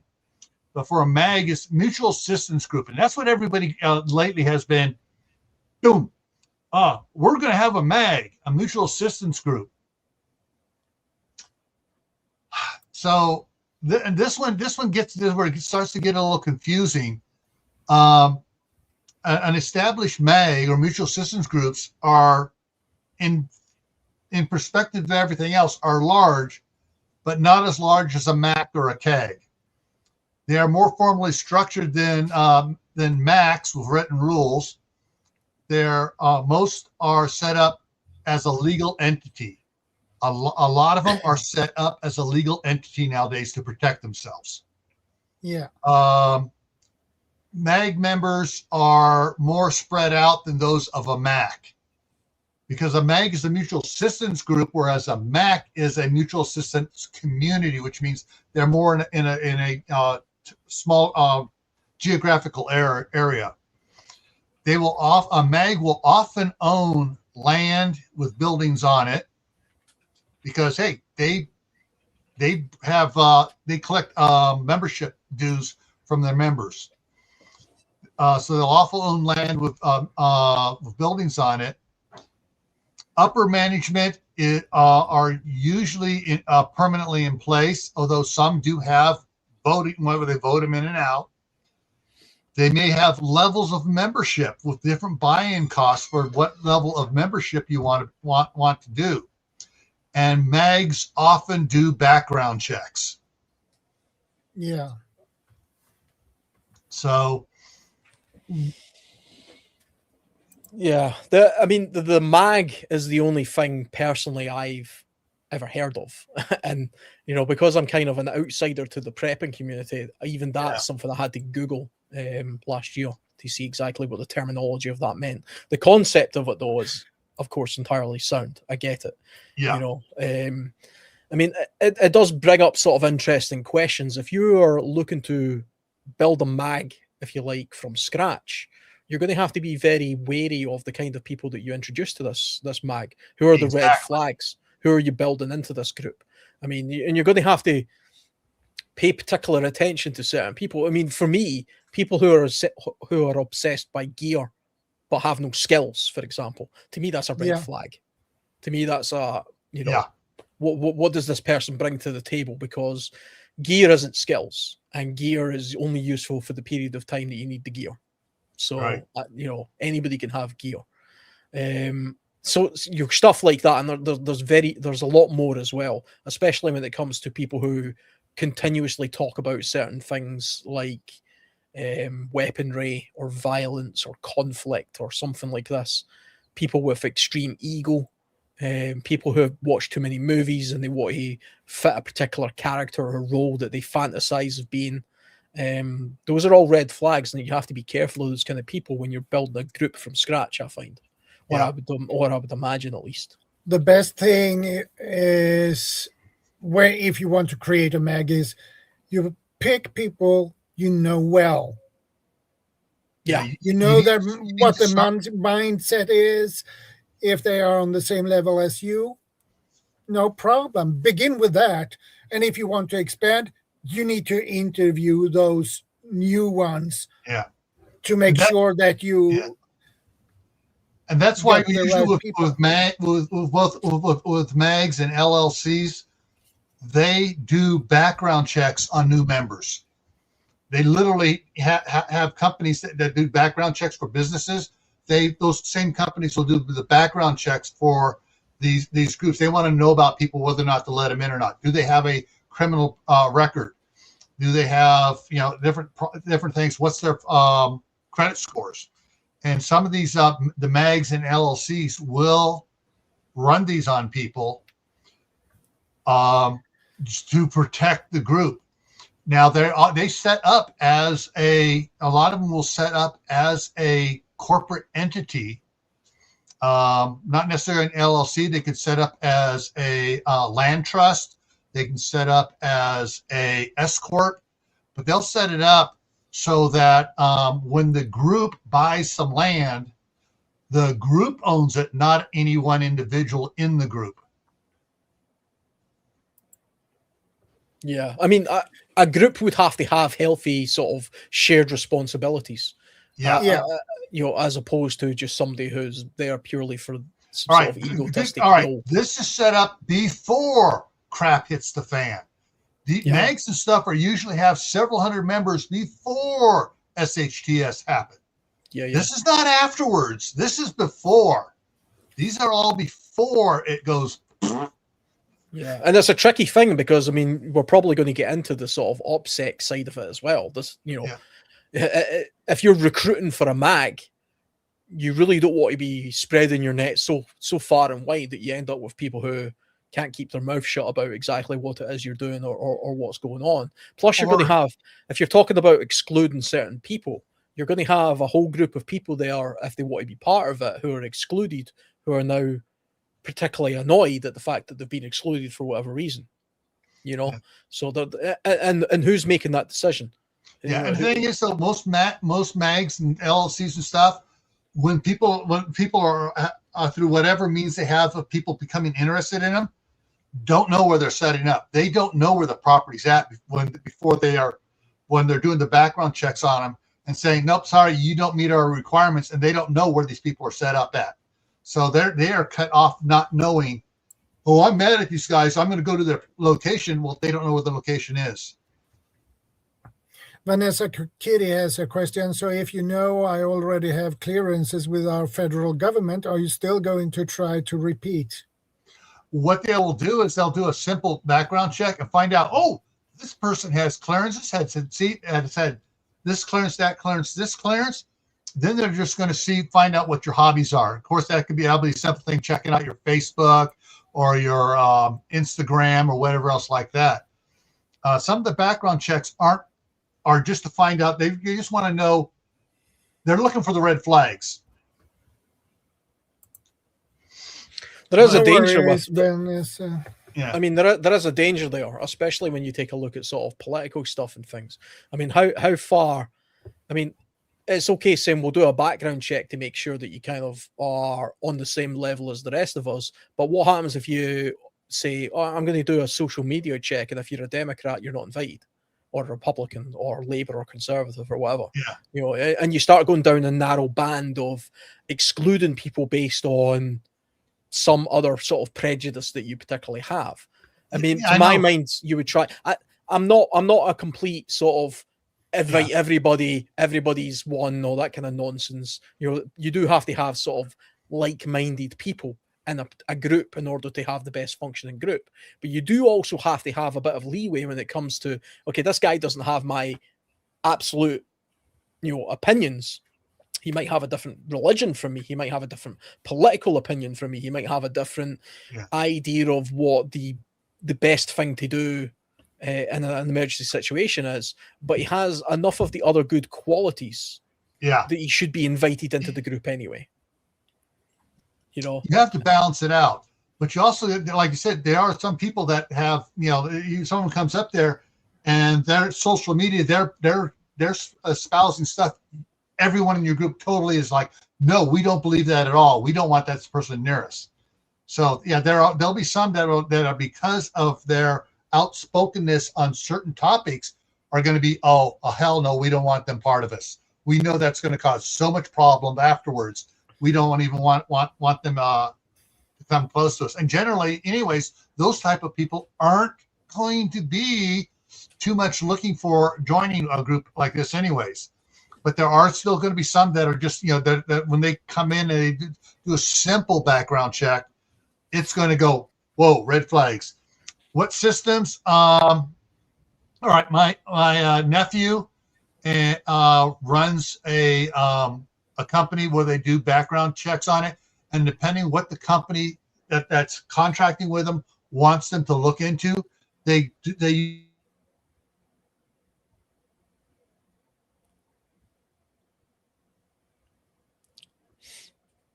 has the wind got him? Yeah, probably. The problem here to do background checks here in Sweden, as a regular person, that is really difficult to do. You can't just walk to the police station and say, hey, I want to do a background check on this guy. And they would ask me, for what reason? Oh, I'm creating a mag group. That would be difficult. Yeah, I mean, it's the same in the UK. I mean, there are certain checks you can do. Like, I can't remember the name of them, for example, but I know when my young son, for example, was going on a scout trip, and they asked for parents to come as volunteers because you were around children. You have to fill in this form where they send it to, you know, some sort of authority, and they do a background check on you to make sure that you're safe to be around kids and you're safe to be around, you know, other adults and things like that. Yeah. And that's a very basic background check. So, I mean, that's available in peacetime for civilian organizations, you know, that can do that kind of thing. So, I mean, you could do it to that extent. Somebody mentioned in the comments that they would do things like drug tests. Now, you could buy drug testing kits and test people, you know, if you felt the need to do that. But to be honest, I would question whether that was entirely necessary. I mean, it's one thing to have, say you've got some sort of drug testing kit and you're like, okay, you can't be part of our group if you're a drug addict, for example. Okay, like a heroin addict. Okay, because that could be a liability. But are you really going to exclude the fantastic civil engineer who's fit and ready and intelligent because he smokes weed at the weekends or something, you know? So there does have to be a little bit of common sense, I think, around, I might not agree with it, but does that really matter when it comes to the thing that we're trying to build? Because after all, you're putting a mag together because you're wanting to have a group of people together that will best help and aid each other in the most dire circumstances that you can possibly imagine. So, you know, the world's ending around about you. Do you really give a crap if somebody smokes weed in their spare time? I wouldn't, you know. I don't particularly agree with it. I don't really care, but I wouldn't exclude somebody if they did. You know, that's my point. Yeah. You know, if you were a full-on sort of crackhead, you know, and you couldn't get through the day without your hit, then yes, of course. But that would become apparent very quickly, and you wouldn't need a drug test for that. Or a raging alcoholic. I mean, that's another thing. Yeah. Somebody who's unbelievably dependent on alcohol is a liability, because, you know, that becomes their number one. You know, that's the only thing they're interested in. Yeah, And that's their number one secondary. priority number to one drink. So Yeah. So, I mean, I can see some reason to it. The problem is when you start vetting people, it gets very strict. You fall down a bit of a rabbit hole of what are you vetting for and who's getting to decide this. And I would be very wary of one or two people making the decisions. I would want it to be more of a group decision, you know, like a council of people. So you would have maybe 10 people making the decision and they would vote on it, for example. It would be very democratically done. I think that's the best way of doing it, as opposed to having one person making the decisions. I'm a placeholder for Dill. Yeah. Gil will be back in around a couple of minutes. Disclosure Scotland, that's somebody's put in my comments there what it's called. Yeah, that's what it's called. It's like a civilian thing that you can do. You can voluntarily do to do background checks on a person to make sure that they can work around vulnerable people like elderly or children and stuff like that. You could do that. That would be a sensible thing to do, I think. Yeah. Yeah, I'm sure Gil will sort of jump back in once he sort of he's won the problem. Yeah. Once the wind blows his over. router is, well, there he is. I'm back. It finally came. Yeah, internet went totally down. Yeah, some things are still down in the house, but this came back up. So we knew you'd come back once you sorted out the storm that's raging outdoors right now. Yeah. Yeah. I'm just going to quickly. I'll be back shortly. I'm just going to nip away to the bathroom. Yeah. Yeah, no worries. Okay, let's see what's going on over here. Yeah, and we have Mike. Yeah, half my stuff here is not functioning, but at least this part here is functioning here. Okay, I do see it over here on this screen. Things are starting to come back up here, and the wind's blowing hard again. Hey, Mike. Hi, you're right. Yeah, it's good to see you again, Mike. Okay, sorry, 1 second. Here. Yeah. Yeah, so with a mag, which seems to be the most common thing out here in the United States as far as a group goes, the most popular, I should say. You know, it varies. People call themselves a mag, but it covers a spectrum of different, different types and of mindsets and their outlooks, and so and their different end games. So yeah, it's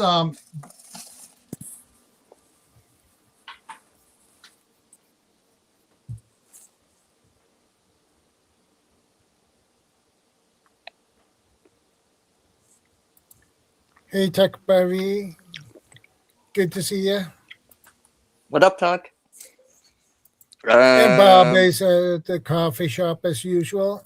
Did we just lose Gil again?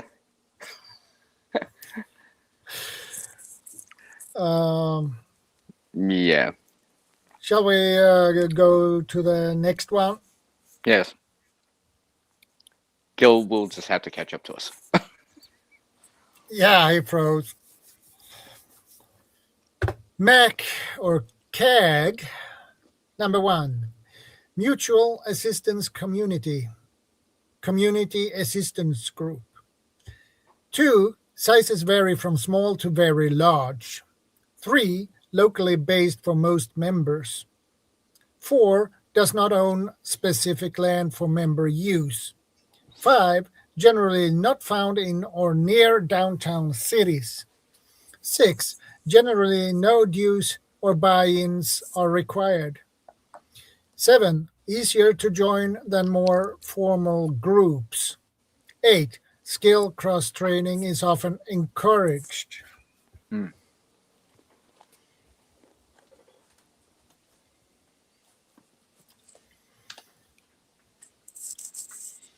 Yeah. Reading the descriptions there of what these terminologies are, that to me would be the easier group to form. Yeah, Yeah, I think so too. yeah, I think so too. I mean that's you could form that group of just about anybody really, based on just a kind of first impression. You wouldn't have to vet them too much in order to get the general idea of the kind of people that you want within that community, that group anyway, before you start going down the far more formal side of it. Hey Mike. Welcome back. Hi, sorry. Just last No minute. I problem. saw something. There we go. You know, just to add, I think the more important thing to remember is that number 8, right? That's that cross training part of it. I think that's important. Well, like you guys said, right? We don't know everything. Not everyone knows everything, right? So the more people that know a lot of different things, eventually That's wrong. That's wrong. Every woman I've ever dated knows everything, apparently. Okay. What happened to Gil when I was at the bathroom? Did it get blown away again? Well, he's waiting for it to blow over.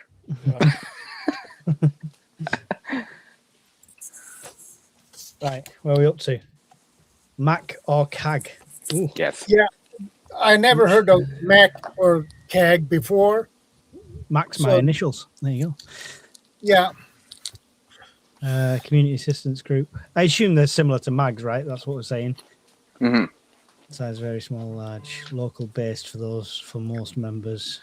See, locally based. This is the thing what most people struggle with, because prepping and survival is such a niche that for me to find 3 preppers on my street would be a miracle. Yeah. I went camping with Alan, who's like the other side of the country, and do stuff like that. And then we've got our community online. So this is what I was saying before. You can plan as much as you want, but if it all hits the fan tomorrow, the chances of me and Alan working together are slim to nil because we're so far apart. So whether you like it or not, your mag, your group, your community is right there around you. And you've got to make do with what you've got. I mean, really, if you're widely dispersed, kind of the way we are, it's really just a case of we're using each other for information for a particular area. For example, if something was going down in Sweden, for example, that I wanted to get the inside scoop on, Shadow's the man I would ask before just paying attention to the mainstream media. Likewise, if there was something going on in Mike's part of the world, it's good to sort of hear firsthand from somebody who's like-minded what's going on there. But it would have to definitely be community-based, because if everything went down tomorrow and we were all sort of spread to the wind, I mean, what's the chances of me meeting up with you, Mike, anytime soon? That would take a long time, even if we were networked to the point where we had agreed, okay, we're going to make our way to this point. It's going to take a bit of time to get there, and you're going to need assistance. You're going to need assistance to get to that point. And when it comes to places, we've got a Swede, a Scot, an Englishman, and a Canadian in this group, and an American who's blown away at the moment. But if World War III happened tomorrow, none of us are likely to actually physically meet each other. Well, yeah, we're like, see, who said earlier about we're like a village? We're like a virtual village. Yeah. The benefit of having that widespread network, though, it has its benefits as well, Alan, because if I was working in Glasgow, for example, and an EMP hit or a CME hit, I know people that I can reach, you know what I mean? Absolutely. So there's benefits, it swings and roundabouts. You're not all on my doorstep, but I travel the country a lot. It's kind of we all know it's not going to hit the fan on a Sunday afternoon when we're all prepped up, ready. The car's full. We're sat there, feet up on the couch. That's not when it's going to hit. It's going to be when you're in the middle of doing something, halfway on holiday or something. On a Tuesday. Yeah. I mean, it's kind of like having a little cell, a little point of reference of if you happen to be in that particular area, that's a resource. or somebody you know that you could potentially sort of make contact with. I mean, I can almost imagine in a sort of mad sort of world of SHTF where I'm on holiday in Sweden or something like that, and I find myself, the world goes to hell. I'm like, well, I do know at least one guy in Sweden. Maybe I can figure out where he is, and I can meet up with him. And if I was to meet up with Shadow, for example, we'll already, even though we've never met, we have a history and we know we're like-minded and we can help each other. So I mean, to that point, either that or you'll walk away from his door with a spear sticking out your leg. Yeah, it depends how bad things have got. That's it. Or Alan, who's doing food. Yeah, or who's caused the emergency in the first place. It's true. The other thing. True. Actually, Alan, if that would happen, if you're visiting Sweden for a holiday, and things like that happen, just come to me and stay with us. Yeah, hey, absolutely. If you find yourself in Scotland and it goes to hell, you can sleep in my bathroom, no problem.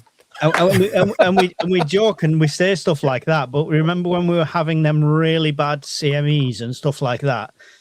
I was about to go up to visit her family in Scotland, and I genuinely sent a message to Brian in his inbox to say, if this all hits the fan once I'm up there, I'm going to have to come and tap you up for a few things because they're not prepped up there. I'm not really saying I'm going to steal your stuff, but I'm going to be there. We're going to have to work together because I'm going to be in that area, not with all my stuff. Do you know, that's a real life thing, though, when it comes to the sort of mag community. Like I was saying earlier on before you came on, that because I'm kind of a bit of an outsider to the prepping community, and it's only been in the past year I've got involved with it. To me, getting involved in a mag, I'm not going to create one. I joined one. I joined yours. I joined yours through the Discord. I joined it through the community online, etc. And I'm fully aware of the fact that you have to sort of bring something to the table. And I've got more survival equipment than I would ever need, even from a family point of view. If SHTF genuinely happened and you happen to be in Stirling and you needed stuff, you have a resource now. You know where I live, and it would be a case of, I've got all this stuff, and I would be readily available to give it to you as opposed to just a random stranger, because we already have that connection. To me, we're already part of the group. We're already part of the... And that plays out even without SHTF. Like if one of... I was in... When we came back from the last prepper meet, people know that my missus has a really bad skin condition, and the only thing that helped her was... what's it called? A triple antibiotic cream that you can get. Neosporin. That's it. And she was in a really bad way when we got back, and I ordered some, but it wasn't coming for 3 or 4 days. And then somebody on the group, on the Discord, said, I've got some. I'm this far away from you. I'll be there. And he drove down, dropped it off, and, helping each other out even in peace times. Yeah, that's awesome. Yeah, I mean, so somebody's mentioning something on some of the chat there about certain types of groups, gardening groups and things like that. Here's the other thing. You can create a mag or one of these other sort of, handles that you call it here, max or cags or whatever. You can do it kind of by stealth. You can do it by... If I just went to a random group of gardeners who did allotments, for example, and says, look, I'm a survivalist. You guys are allotment people. I want your knowledge and I'll give you some of my knowledge. Let's create a mag together. They probably think I'm out of my mind and they want nothing to do with me. Maybe that's not the way to go. That's not the way to go. But the way to do it would be to become more involved with what it is they're doing, to become interested in the allotment side of it and become part of that group. And then introduce to them the kind of hobbies and interests that you have and the skills that you have, which is separate from that. And then over a period of natural conversation and natural integration, you're already forming a mag. You're forming it by default. I went to the place that we met up with my zone guys had a meet a couple of weeks ago. We went to the same place with the family the other day, and there was a big canopy set up, and it was Manchester Orienteering Club. And they were going there, they were getting maps, and they were finding themselves around and stuff like that. And I thought, that's really cool, because that's learning map reading. It's a key skill. But you don't even think... I've never heard of an orienteering club. I never even thought it was a thing until I saw it. Yeah. I mean, orienteering clubs, hiking clubs, walking groups, running groups, You've got gardening allotments. I mean, there are lots of groups of people. This is the one thing that Facebook still has a value for, in my opinion. It still has Self-defense as well. It still has group pages, martial arts, those kind of groups as well. And you can pick out 5 or 6 very particular skilled groups that you think, okay, that's a skill that's worth having, and it's close to my local area. I'm going to become involved in it. And then you're already networking yourself. It could be the case that you, as an individual, okay, you go on a hiking group once a month. You meet up with your martial arts group once a week because you're interested in that. You do a gardening group once a month. You're involved in 3 or 4 different groups, and the only thing that's separate from you, as opposed to all these people, is you're the single person. You're the person that's networking them all together. All these people aren't aware of each other. But then when SHTF happens, you're the point of contact for all these groups, and you're the one that can easily network them all together. You know, so you're the person who's weaving it together. I mean, that it doesn't mean you're de facto the leader. It simply just means that you have identified useful groups in your area, and you can sort of bring it together. Okay, Mike wants to be the boss. Okay, everyone, Mike wants to be boss. That's what he said earlier. Yeah. Can I add in something, because I think what Alan is saying is, if you think about it, right, that's the way I would. Well, I am doing it like that, right? I'm connecting with people that have similar interests, let's just say, like gardening, for example, right? So I'm meeting these different gardeners around, right? Just to get my foot in the door a little, right? Not necessarily, oh, hey, we're eating dinner next week. It's not quite like that, or but just talking about it and just opening up to it, right? And just starting the lines of communication, right? You got to start somewhere, right? It's not like I'm just gonna go out and be like, hey, I'm prepping for this. Do you want to join me? That might not fly so well initially, right? Because, you don't want to scare people off, right? You don't want to, and stuff like that. It's like, I don't know, right? So, like, something common ground, I guess, right? Where they can relate to it and stuff like that. It can be, you could be starting a seed exchange, for example, right? I guess that is a popular thing too, right? Seed exchange, right? So you're already exchanging like resources, knowledge, even before anything happens, right? Before any SHTF or emergency, or hey, there's something happening in the neighborhood, or whatever happens, right? And because you've already come together or met each other beforehand, it's not like, who's this, right? Because if you think about when you see someone you don't know, it's like some people can be hesitant. It's like, are they an introvert? Are they don't like me? You don't know that, right? But if you've already talked to people, you've already passed by that initial part of it. I think you'll find a lot when it comes to survival. Look, I feel like I'm peeking over the top of this name here. Hello. When it comes to survival, I think a lot of them social barriers will disappear very quickly. It's like, shy people will have died in the first week. That's what I would say. And if you've got social anxiety and that's going to stop you joining a group and surviving, that's all well and good right now in peace times. But in SHTF, that's your death sentence. I think a lot of these social, I don't want to really belittle anyone who's got them, because I know people who have them, but they're social like crutches that people use, like, oh, I can't go and do that because I've got anxiety. I can't do this because I've got anxiety. I can't do this because I've got anxiety. They're not going to last 2 minutes in SHTF. Or they're going to have to get over them. Yeah, exactly. And that's what we had to do. Like, that's what my generation had to do as kids.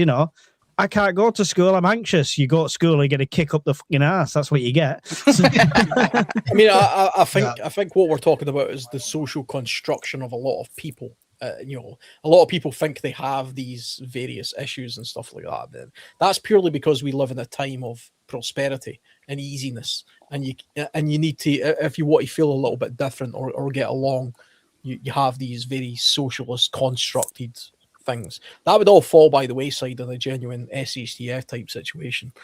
People who genuinely have these problems might find it difficult or hard.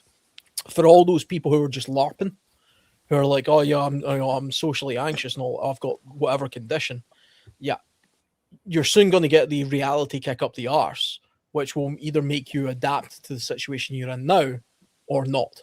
And you know, that adjustment will be fast and quick, you know, I think. And that has been the case if you look at present conflicts.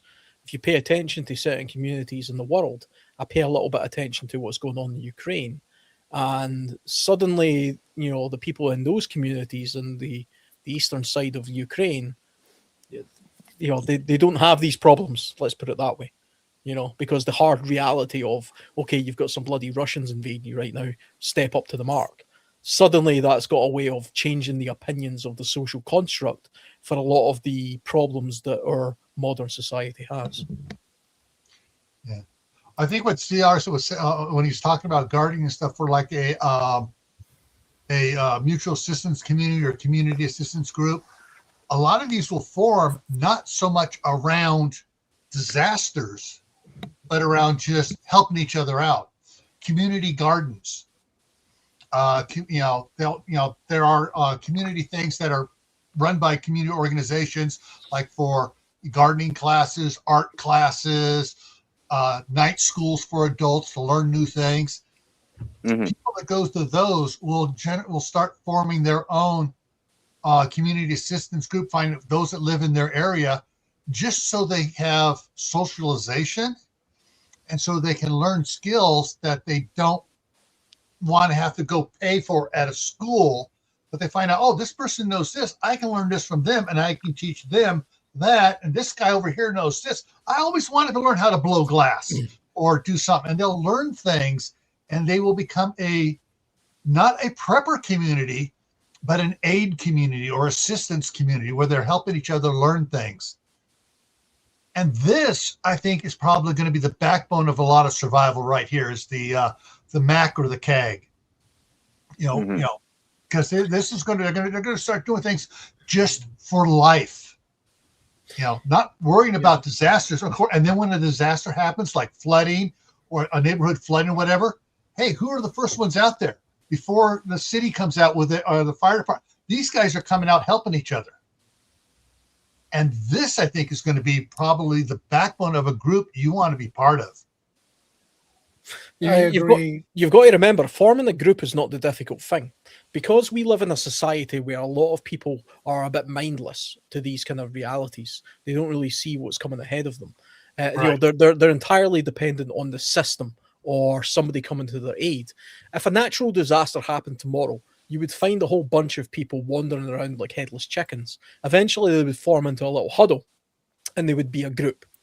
And what they're looking for is somebody to sort of stand up and say, okay, this is what we're doing. They actually want somebody to take charge and take control and tell them what to do, because they need that. That's what they're used to having in a modern society. So that's not difficult. What we're talking about here just now is preempting that. We're talking about actually forming a group before the problem happens, which is that's the whole point of survivalism or prepping. Proactive. It's be proactively looking far enough ahead to try and put ourselves in the best place possible to form a group that isn't just mindless, headless people who want a leader and to be told what to do. We actually want actively involved people who bring something to the table. That's the tricky thing. Yeah. And like we've already alluded to, if we simply put it's okay for us of like-minded people on the internet to say this is what we would do, and as a group we would all sort of huddle together and do this. That's fine, but like Mike said, we're a little bit niche. We're not as common as people as we think we are. You know, right. we are a little bit spread out in that sense, not just geographically, but I think just generally. And for that reason, I think the best approach is to do something similar to what CR is talking about and what I was talking about earlier, which is integrate with groups that you have identified now to be of particular value or use. And then when the SHTF situation happens, you be the one to be the instigator to say, by the way, we have this skill, but I know of a person or a group who has this skill, and that would be valuable. And if you have 3, 4, 5, 6 of these kind of groups in mind or skills in mind, and they're local to your area, there's your mag.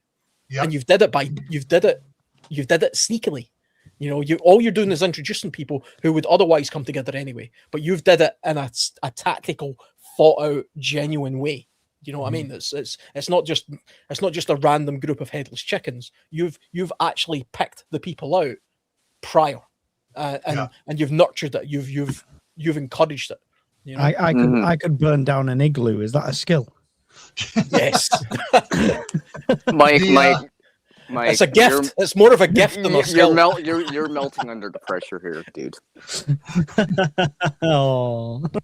And one thing you One need of the to things remember interesting is was back in California there in Martinez, they have on Saturdays during the summertime, they have the Peddlers Fair, which is more than just a Peddlers Fair.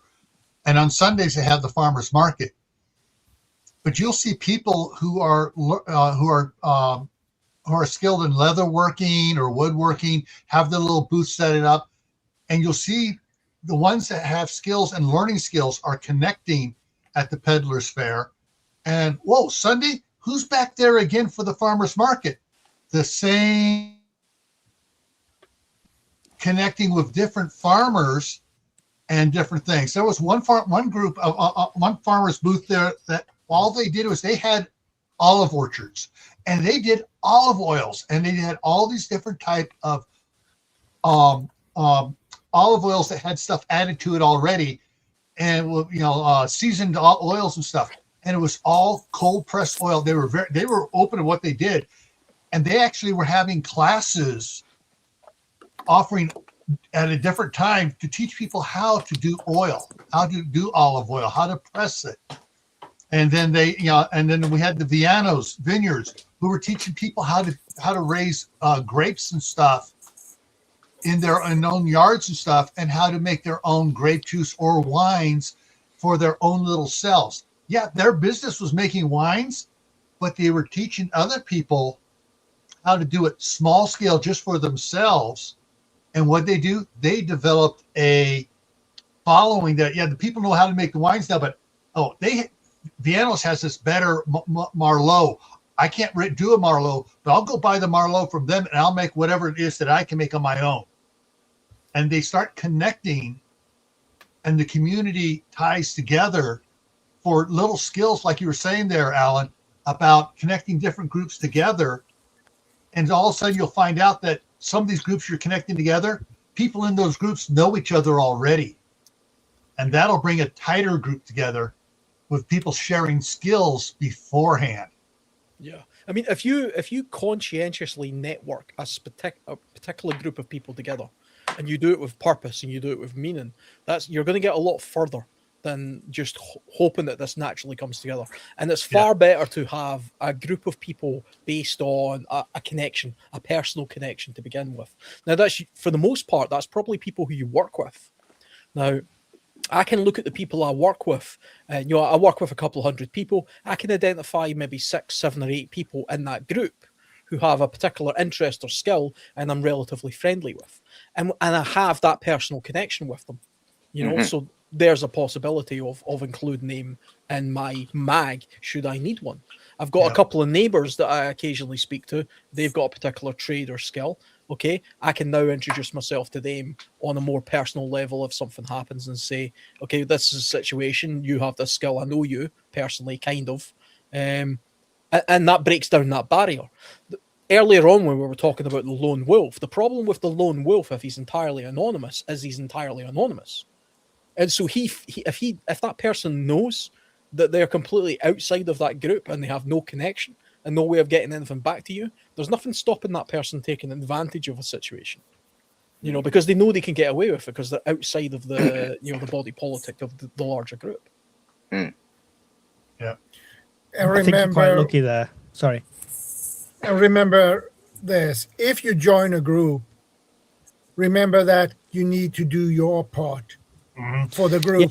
Yeah. If you don't, you're a liability, and you don't just take. Don't just take.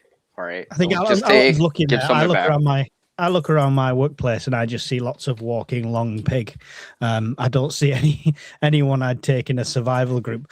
But don't sit there disheartened if you don't think you have any of these skills. That is not the only way to be involved in a group.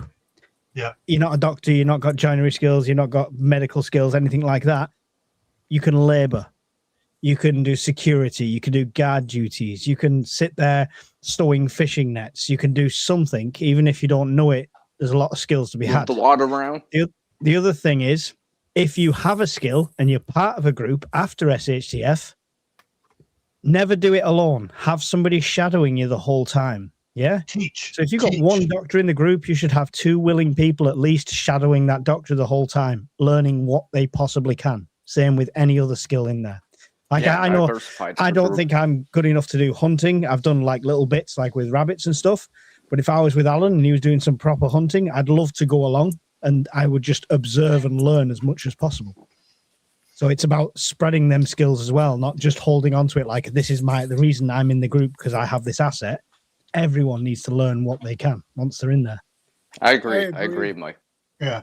Because the more people that have the skill, right, then you have some. Well, if in the bushcrafting community and the survival community, that 2 is 1, 1 is none, right? Yeah. You think about it like that, right? If there's only one doctor and he has all the information, no one else knows it. What happens when he gets sick? Yeah, or whatever, right? Or he's not there. All right. And that's the thing. If you're the doctor, you want to train other people because Murphy's Law means you're going to get sick at some point and you're going to need someone trained to take care of you. I agree. Yeah. I mean, because there are so many things to do. Repairing clothes, putting patches on clothes, while someone's out there doing the heavy work and their clothes are getting worn knees or whatever. Someone that can fix that is a great asset to that person that's doing the heavy lifting. And and what Goths just had, what you had up on the screen just before, what XOXO Goths put on Shadow, about somebody who's heavily disabled, elderly person can help watching children, telling stories, tending the fire. This is why the reason I started the UK Prepper Network is because I tried to join a couple of others. One was very, have you got this kit? Oh, you bought the wrong bag. Oh, you've bought the wrong kind of knife. And it was very keeping up with the Joneses kind of thing. And then the next one was very military-esque, a bit too military-esque, a bit too people playing Walter Mitty's. So and both of them kind of excluded people, different people, but like, we don't let that type of people in. We don't let that type of people in. Or they're not going to be any good in SHTF. Everyone's welcome to the UK Prepper Network because of exactly what Goth said there. Everyone's got some sort of use. Even Brian will use him as a human sandbag. But other than that... Poor Brian. Poor Brian. Simply just Krista has a question here. What about the vulnerable in any society? Are you not willing to take care of them since many don't provide these skills you mentioned? As I say, they can provide some sort of use. Now, it depends how vulnerable they are, right? At the end of the day, if they're heavily reliant on medications and stuff like that, and they're in a care home or something like that, chances are they're not going to make it very far through an SHTF. It's the brutal truth to it. If you're depending on any sort of refrigerating medication, any sort of just-in-time medication, stuff like that, you're going to really struggle. However, like old people, anyone who can't walk far and stuff like that, there's still going to be ways they can help out, and they can. And don't forget, as long as these people are compos mentis, they have, my brother is blind and autistic, needs 24/7 care. Yeah, I mean, obviously that's like the extreme scenario, and that would be down to the individual's family and stuff like that. Yeah, I wouldn't exclude people like that. They wouldn't come alone. Obviously, they'd have family with them, and their family would do their bit. Yeah, but it depends. There's always going to be something somebody can do. My brother's very high on the spectrum. Socially, you couldn't put him in any situation, but he would have something to do. If you put him in a room with some pens and making maps or anything like that, he'd just thrive doing that. So I think excluding people is the wrong way about it. Knowledge, even old people who can't walk, can't do anything else, still hold knowledge that we can use. Yeah, I definitely agree with you, Mike. It's like to answer Krista here. My oldest grandson is on the spectrum, and he he's considered nonverbal communication, but he's slowly learning to communicate. And what can he do? He can keep an eye out for things. Mm-hmm. He can keep it, be looking and saying, and when he sees something wrong, he can say something. Those are things he can be trained to do. It's one of those things that, you find what people can do and put them to use doing that. Well, she just said there, my brother's really good at doing repetitive tasks and can play the piano. I peel potatoes. Entertainment. Entertainment. Yeah, there's I three agree. different things there easily. Anything repetitive and stuff like that. Repetitive tasks are the things that other people don't want to do. So perfect. And to the answer to the previous question to that, it's all going to be community based. Alan could start a community and it could be a complete, you have to be an alpha male to join here, or you're going to procreate and that's it, and that's all we're letting in. And I could start a community saying, I'm all welcoming, everyone can come in. That's going to be based place to place. Yeah. Whether they welcome The thing people is, like that in or not. we're also talking about specific tasks within a larger community as well. Now, a community of people are going to have varying skills and attributes and levels of cohesion or levels of use. If we genuinely, we're not Spartans here. We're not talking about a Sparta community where every single person's a bloody warrior and you have to be of a certain age group and standard in order to be able to move forward and do whatever. You're going to have elderly people. You're going to have what use is a baby? A baby has no use whatsoever, apart from the fact that becomes the future of your entire society. What use is a disabled person? Well, a disabled person is the relative of a person who's not disabled, presumably. And if they're part of that family in that community, well, then that's what they're bringing to the table as well. Now, I could lay out my list. Let's imagine we're something's happened and we're all in a sort of audition here to join a mag right now, and I'm trying to convince you guys that I should join your community, and you're vetting me right now, and I say, well, I don't trust his accent, guys. I don't trust his accent. Let's not let him in. Yeah. Oh, you guys are the ones with the accents, not me. I don't know what that's all about. But I could sit here and say, well, I'm this, I'm a survivalist, I'm a hunter, and I've got this skill, and I do this, and all blah, blah, blah, blah.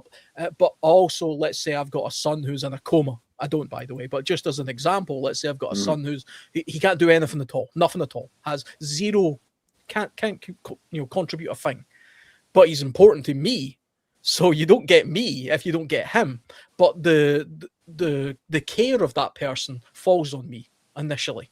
Yeah. And then if I become part of that community and I bring something to it that's of value, then I think I deserve a little bit of shared, a bit of shared sort of care from the rest of that community for the more vulnerable parts of our community. And that's a humane society. Which is what we want. But the other brutal side of that, to take it on the other foot and play devil's advocate for a second, is if that's somebody who needs medication's a finite resource, do you then as a community elect to use up that medication on that person who is also not a major contributor? These are the difficult questions. That's definitely the hard rock place. A question like that, though, we're talking about hypotheticals now, but let's say, for example, I've got a diabetic child, right? Type 1 diabetes. He needs insulin. And you guys are a group of 50 and you have, for some reason, a bunch of insulin, right? So you've got a stockpile of it. And I'm trying to convince my way into the group because I feel I can bring something to the group, but I also need that insulin. And you guys are thinking, okay, yeah, we bring this guy into the group, he's going to bring X, Y, and Z, but he's also going to run through our insulin pretty quickly because he's got a child that's dependent on it. And, we've got one other person in the group that's got diabetes and we think, he's probably more valuable. I think we're going to exclude that person. Sorry, we feel your pain, but the answer is no. Yeah. That's fine. I tell you what, though, now I know you've got insulin and my entire life at that moment in time is going to be about, well, fuck that group. I'm going to do everything possible to get that insulin. I don't care about anything about you guys. You've made an enemy. Yeah. If you're being vetted into the group, they're not going to tell you they got all this insulin. So you're not I going to knew know we they have shouldn't all have this insulin. Yeah, I knew we operational shouldn't have security. flown that flag that says we have thousands of insulin in here. It was a big mistake. I knew it. Yeah. One of the things, though, you touch on something you guys have been kind of touching on a little bit here. The elderly community, they may not be able to do much, but if they know how to can food, they know they know what proper mushrooms look like and stuff. They can teach and supervise processes going on. Oh, yeah. They have the skill to do it, but they yeah. no longer have the ability, but they got the mental acuity for it. Hey, there's a teacher you need, and they need to be put to work teaching. That's a good point, Gil, because it could be, let's say your elderly grandma that has arthritis in her hands, so she can't knit or sew or do any of it, but she knows how to do it, and it can explain it to you, and you can follow along, and she can, be like, oh yes, you're doing it correctly, and pass that skill along to next generation. Worst case scenario, my cabin needs a draft excluder. Lie down there, Grandma. From a survivalist point of view, the kind of communities that I pay attention to, I pay a lot of attention reading up on small indigenous communities and the likes. The communities, or the cultures rather, more so culture rather than community, who value elders as a main focus of their community are, to my mind, the more prosperous. They're the most, they're in a microcosm, but they have the most to offer. And it's only, sadly, for whatever reason, Western communities, whether it be in North America, most of Europe, the UK, and countries that are associated with basically Europeans. It's actually, Americans are basically Europeans. Sorry, guys, you're really just a colony. But Wow, that doesn't include me. You've inherited this problem of we exclude our elders. We look down on them. You get to a certain age and you get put in a care home and you get ignored by the grandchildren. And that's a symptom of our society that's done that for some reason. But if you look at indigenous groups throughout the world, whether they be the Sami or the Aborigines or the Native Americans, they value their elders. They're revered. They're revered. For some reason, we don't do that in our culture. I genuinely don't know why we moved away from that, because in the pagan days, we did do that, and then we moved away. It could be religious that's caused that. The Laziness. It could be something. Do you know? Do you want me to tell you what's caused that? So people are revered because they're old and they've gained knowledge, right? And wisdom. Wisdom comes with age. We all know this, all right? Well, for some of them. Now, everyone coming up has Google, has the internet at their fingertips, and they think they know nothing. Nothing granddad or grandma can teach me. I can't Google and look on YouTube is their thought path. So they've suddenly become, it's more redundant. It's like I used to sit around and I could listen to my granddad before he passed, talk about the war. He's taught me sign language. He taught me German. He taught me all sorts of different skills. I said the war and then said he taught me German. I should mention he was on the Allies side. He wasn't German. But he taught me so much. And just through sitting there listening to him, stories, things like that. But the generation come up now, they've got a 7-second attention span before they want to scroll on to the next video.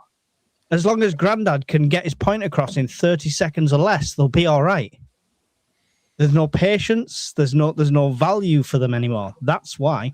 Yeah, I think they're lazy about gaining knowledge. I think it's deeper than that, though. I think we've had the problem of excluding the elderly long before the introduction of smartphones or the internet. I think that's a societal or a cultural marker of Western society, European Western society. And when I say European, I also mean North American, because it's basically the same. So Australians, for example, are exactly the same, but the Aborigine Australians are not the same, because they still value their way of doing it, which is Indians, for example, in India, they still genuinely value a sort of a system where the elderly are more revered and they have more value in the community. Japan very much so still has this in their community, and they're better for it. I think they're better for it, in my opinion. Yeah. One of the things on that, Alan, is that in Western society, we've gotten into the trap of greed. All right, they're not making me any money. I need to make money. I need to keep up with the Joneses, and my grandparents aren't helping me. So I don't need to take care of them. I need to take care of getting money. I think that's part of the problem. Yeah. Yeah, I mean, it could simply be the absolute capitalist sort of mindset that we all have in our society that is driving that. I suppose when you do look at sort of indigenous communities or more tribal-based communities in the world, they are less capitalist than we are. That's definitely for sure. There's more of an individualistic mentality towards us, you know, than most other communities. But a lot of people think that's because of the expansion of larger urban areas. That's not so much cultural. That's more simply to do with you could live in London. You could live in a flat in London for 30 years and not have a clue who your neighbor is. That's normal. Yeah. You know, and people often say, "Oh, you go down the London Underground and you know you pass 1,000 people, but you don't make eye contact with any of them or say hello." Well, of course you don't. Can you imagine saying hello 1,000 times a day? It would just be annoying. But we also still suffer the delusion of Coronation Street and EastEnders and these soap operas where they all know each other and stuff like this, and it's a load of crap. Well, there are still small communities, you know, village type size communities, or you know, very small town communities where I think they are a lot more hospitable towards each other and a lot more, you know, active in each other's sort of lifestyle. I mean, it's not quite the Archers for anybody who listens to Radio 4, where everybody knows everybody's business. I don't think communities like that really exist to any real extent. I mean, the town that I live in just now has a population of 2,000. I know 3 of my neighbours. You know, that's about it, really. I've only lived here a few years. And I know 3 of my neighbours by name. I know what they do as a job, but other than that, I don't know anything else. But we don't have religious communities anymore where everybody meets in one place every Saturday or Sunday or whenever it is. We don't have these social groups anymore that we once had when there was a lot less of us. The problem is there's so many of us nowadays. It's hard to be more of a tight-knit community when there's literally 1,000 people who live within your immediate vicinity. Yeah. But then Japan, like I say, that's a very populous country. They managed to do it, you know. However, Japan is slipping. They're slow. Japan is slowly slipping away from that. And I've seen several videos talking about how it's getting. Brian. They're falling into the Western trap. Well, that's it. It's the Western trap. Do you know the only thing that's contaminating Japanese society is our society? Take that, you bastard!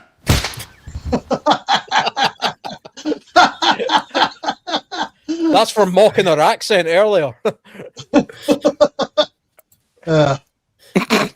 Sorry. Okay, the last one. LLC, Limited Liability Corporation. 2, sizes vary from small to very large. 3, legally set up with members as shareholders. 4, very structured with specific rules, bylaws. 5, predetermined membership levels and stock buy-in costs. 6, the company or corporation owns the land. 7, skill cross-training is often required. 8, background checks. Yeah. So this I can speak to because this is something I kind of looked at. So I've run a limited company before with directors and stuff like that, and an LLC. I've looked into it quite deeply, and it's something that somebody said maybe it's something I should look at because I wanted to get land, not just land for my own personal use, but for the prepper network use.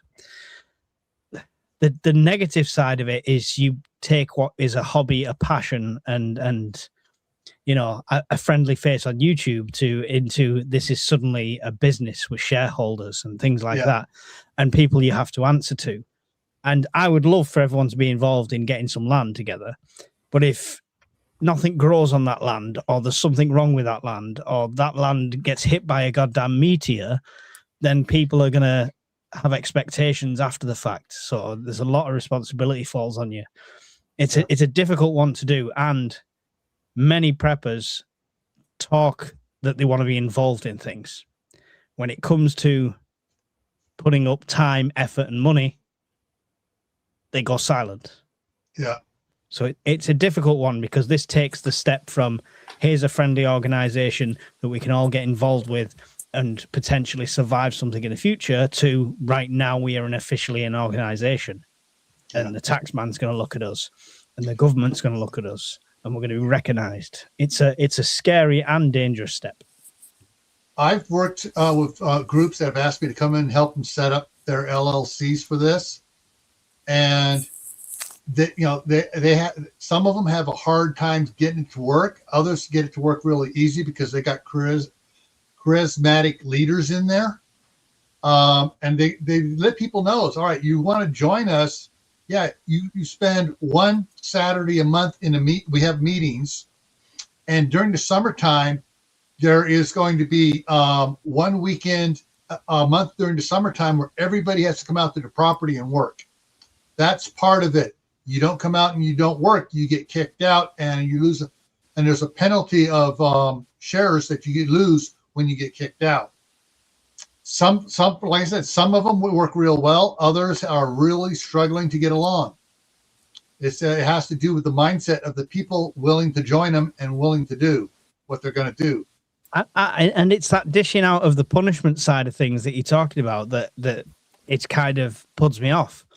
And people put me off by saying it's also my reputation on the line.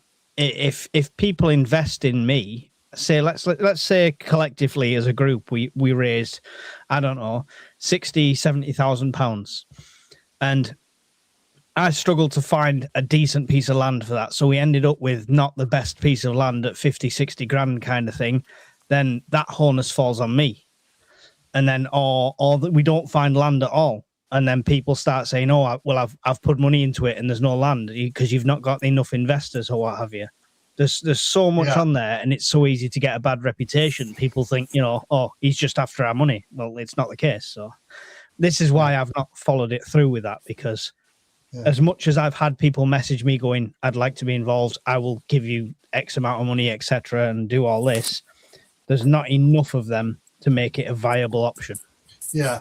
Most of the ones that I've worked with that have actually worked were already an established MAG unit or something where they had like 50-60 members already. And they were, and so they had a already existing formula, but they didn't have land. And that's why they formed the LLC, is so they could buy the land. You have 50-60 people coming in, and then they start to buy the land. And to do that, those are the ones that work better than the ones that are just trying to start an LLC first and then get people to join. Well, yeah, but we've got 400 plus people on the UK Prepper Network, and 25% of them are like, "Oh yeah, I really want to do this. I really want to be involved." And then you say like, "Oh, do you want a patch for £7?" They're like, "Oh no, it's a bit expensive that." I'm like, "Well, how are you going to put 10 grand into land? Shut up. Yeah, get out." Yeah, that's a good. But that's the thing is, you got to have a group that's going to actually be behind it. Like you said, your network is across the UK. Most of these are ones where they're actually already meeting together, every month or every other month. Yeah, and I think that's what it'd end up being. So we've got like zones. If a bunch of people from Zone 3, for example, got together and there was 10 of them, and they could get some land together, brilliant, and that would probably work better because they're all in a proximity. It's difficult for me to get somebody in London to invest in some land that I want on the border of Scotland because they're not going to see that benefit. Yeah. So it's difficult. And that's the thing is for these. Some of these work really well. Some of them don't. And it's the structure behind it is you see, everything is set up and drawn up beforehand before anybody joins into it. Even if you have an existing organization already, everybody votes on, does it, and then they join into it by whatever they can afford to come into it. One of the ones I helped set up, they had 280 acres. And there was some old farm. There was an old farm. There were buildings on it and stuff. And so the first thing they did was as they set up, you put in so much, you get one of these different levels. The beginning level would get you a spot to set up a tent. A little bit more, give you a spot that had for parking an RV that actually had a hookup for RV. And as you went up the line, you got different things. And one of the levels there is, okay, yeah, you get this area here to bring in a modular home, to set a modular home up on it. And so they had it set up. And that one, I'm not going to say where they're at, but that one's still going strong. And they've quadrupled the size of it, and they bought neighboring land around them. But they also had a very charismatic leader who was devoted to it, and he did a lot of stuff. And he goes, "Okay, my time's done." He goes, "My time's done. Somebody else run for it." And he stepped back and he coached the new leader. You're trying to say I'm not a charismatic leader, Gil? Is that what you're saying? No, I'm saying this is what happens here with this group I worked with, and it's like You are, Mike. You are trying to get me to join. I go, sorry, you're in an area I don't want to go to. I will help you, but I don't want to go there. Yeah, I think having the land initially is the way to do it more than anything else. Like I keep joking on videos, and it's half a joke and half hoping somebody will spot it. But if somebody joined the network who already had I've already got 20 acres of scrap land in Dumfries and Galloway that's not being used, and then they wanted to be involved, so suddenly you've got your head start right there. Yeah. So, but it's starting from scratch with no land, trying to raise the funds to do so through that LLC is always going to be like nails against the chalkboard, I would say. I mean, it depends. It depends what you want this land for. I mean, what's the purpose of this land, and that's very specific for wherever. Mike's mansion. Nobody welcome. Yeah, I mean, it depends on where you happen to be in the world, really. Because I mean, from my point of view, I mean, in the US, you've got BLM land, so you can do a lot on there. From what I understand, it doesn't require any kind of, you don't need to own it in order to go in there and set up a camp for a period of time, or even do some hunting. Where I live in my part of the UK, I can camp anywhere I like, whether you own the land or not. So I don't need to own land in order to do the activities I do. So it makes no sense. There's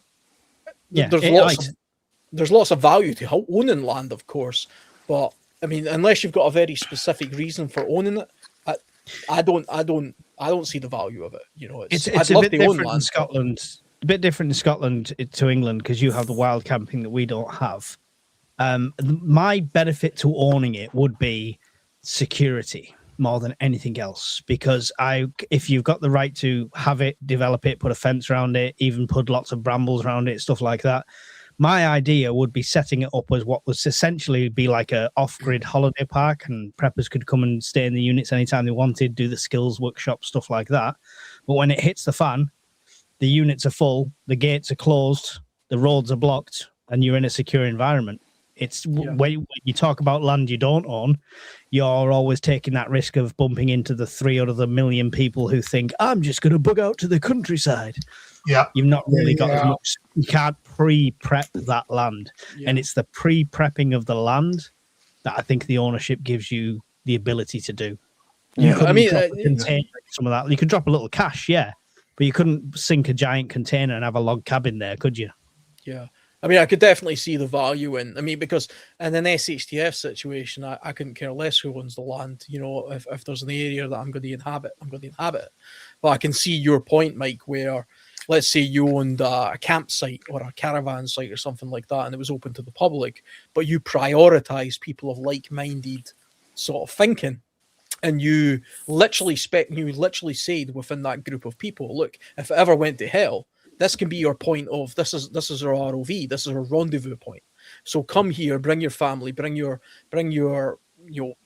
skills and your resources, and we all congregate in this one place. And I close the gate and I shut the we draw up the barricades, and as a community we work together. I can see the value in it from that point of view. Yeah, that's exactly it. And like I say, the benefit of doing that as two separate things. So in peacetime. So, Alan, you've invested and you've got what essentially looks like a static caravan or a container, whatever it is. You've got essentially got a little 3-bedroom family home on this land with your own areas around it and stuff like that. And it's got a river and all this lovely stuff. Through peace times, you could go there every weekend if you wanted. You could take the family there. You could take the kids there. You know, you could have it as meets, or you could just do things on your own. So it's two strings to the bow. There's definitely value in it. I mean, I imagine there's two things that probably cause hesitation from people. Like you say, the reluctance to certain people within the community to invest in something like that. One of them being, I imagine they either just don't have the resource to do that, and that's why they avoid it. The other one being, we've all heard stories about there are genuinely prepper communities out there that have bought like nuclear silos, and they develop them into sort of like units that can house 200 people. And then kind of like a timeshare, they say, okay, you buy this unit, and then in the apocalypse, you come here, you know, your 200 grand that you invested in, if you can get here. Your unit. Yeah. If you can get there. But it's not just a case of can you get there. Let's say you do get there, and the bloody gates are closed, and the billionaire who's taken all your money has now like, yeah, sorry, mate, I'm just got to keep the whole bloody thing to myself. I don't want a random in here. But I invested money in the timeshare. Don't care, mate. The world's ending, you know. Good luck. I can kind of, I'm not saying that's what you would do, Mike, but I can see the hesitation. No, but you're right.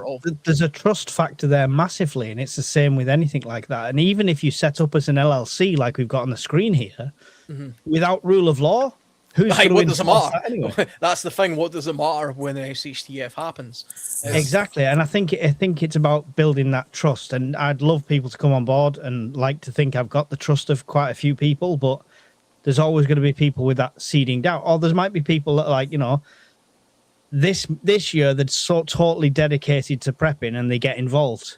And then next year they're like, I don't want to be involved anymore. I want to pull out. I want to sell my chunk. I want some money back. Or, you know what I mean? Yeah. So, Yeah. Waves and fads. Yeah. Yeah. I like you were saying about the silo and the locking the gate on everybody. Problem is, I mean, you know, the person that does that is suddenly going to realize, wait a minute, all the skills these other people had that I was accounting on, now I don't have those skills. And I've seen people talk about this before. It's like, if people are there doing stuff and visiting and doing things all the time there, it's going to be kind of hard for them just to suddenly lock down and lock everybody out. Yeah, but I mean, they could selectively do it, because what we're talking about here is the ARC concept. Yeah, that's what we're talking about, the ARC, right?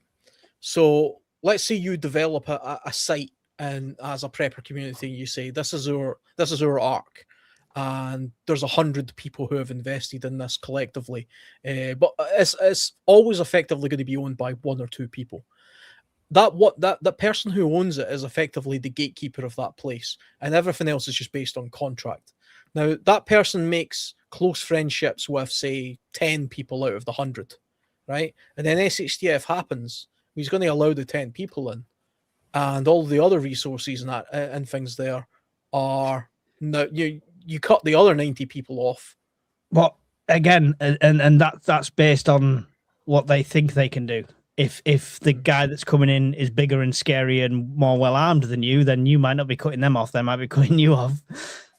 With the land issue, with somebody owning it individually, I always said if I went down the route of that, I would put the land in a deed in a trust name under the group's name. Yeah. So it would be like, it's almost like when you get companies that are employee owned, the land would be owned by the group as essentially as a trust. So it can never be sold on as a private individual. Right. And that's like with the LLC. You know, the land is owned by the corporation, not by an individual. Mm-hmm. But you can do the same with a trust. Yeah, you can do the land. You can do a land trust, an S corp. Yeah.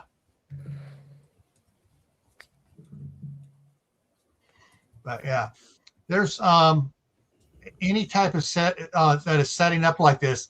The odds of having a bad actor doing that involved in something this big is very, very low, because if they're involved in it, they already realize, wait a minute, I need as many people in here with as many skills and I don't want to cut. He's not going to want to cut anybody out because they know they need more people, and they'll always need more people than they can actually get, specifically for a gene pool.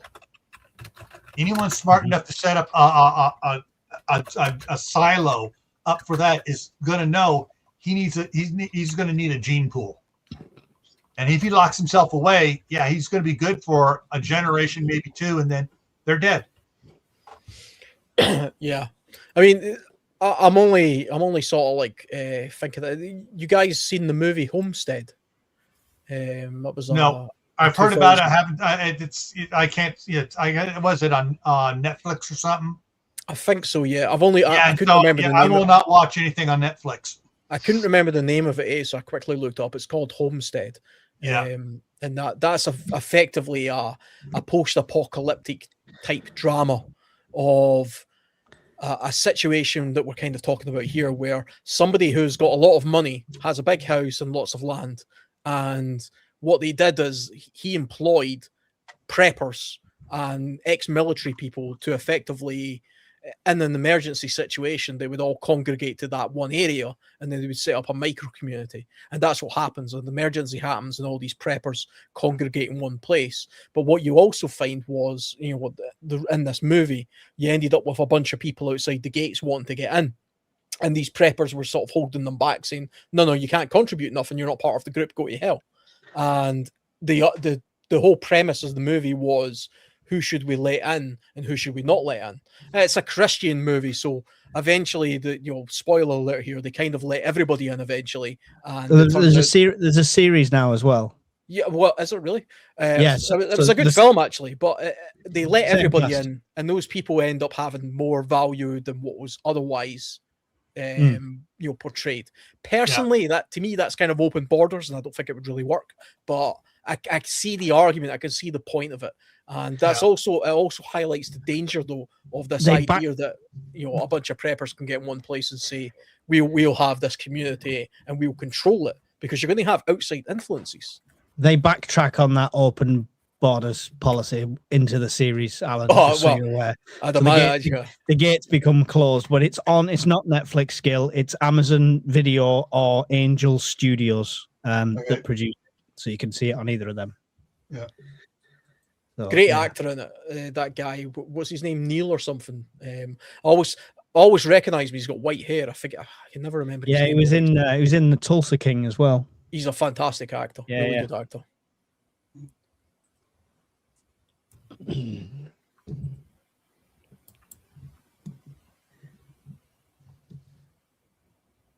Yeah, just reading through some of these comments as well. Some people echoing some similar things. Mm-hmm.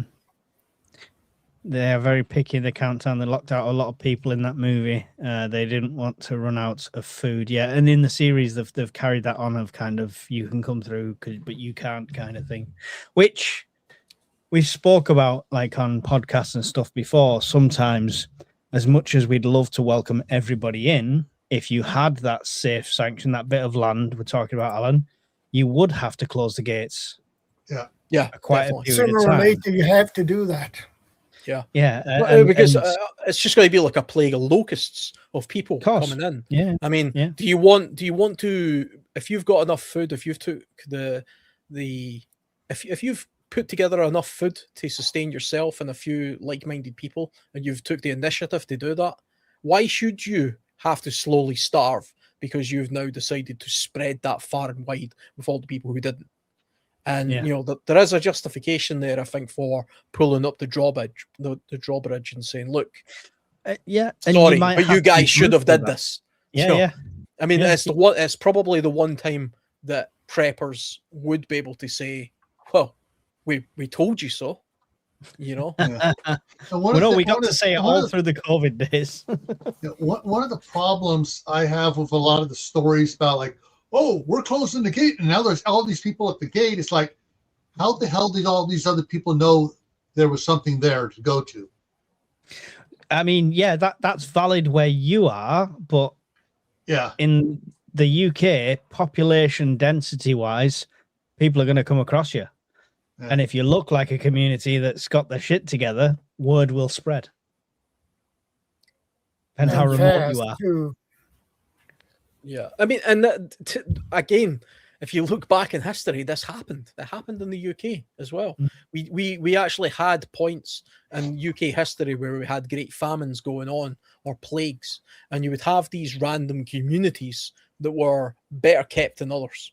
And it literally was a case of they would build walls around cities. Edinburgh, that's my closest city.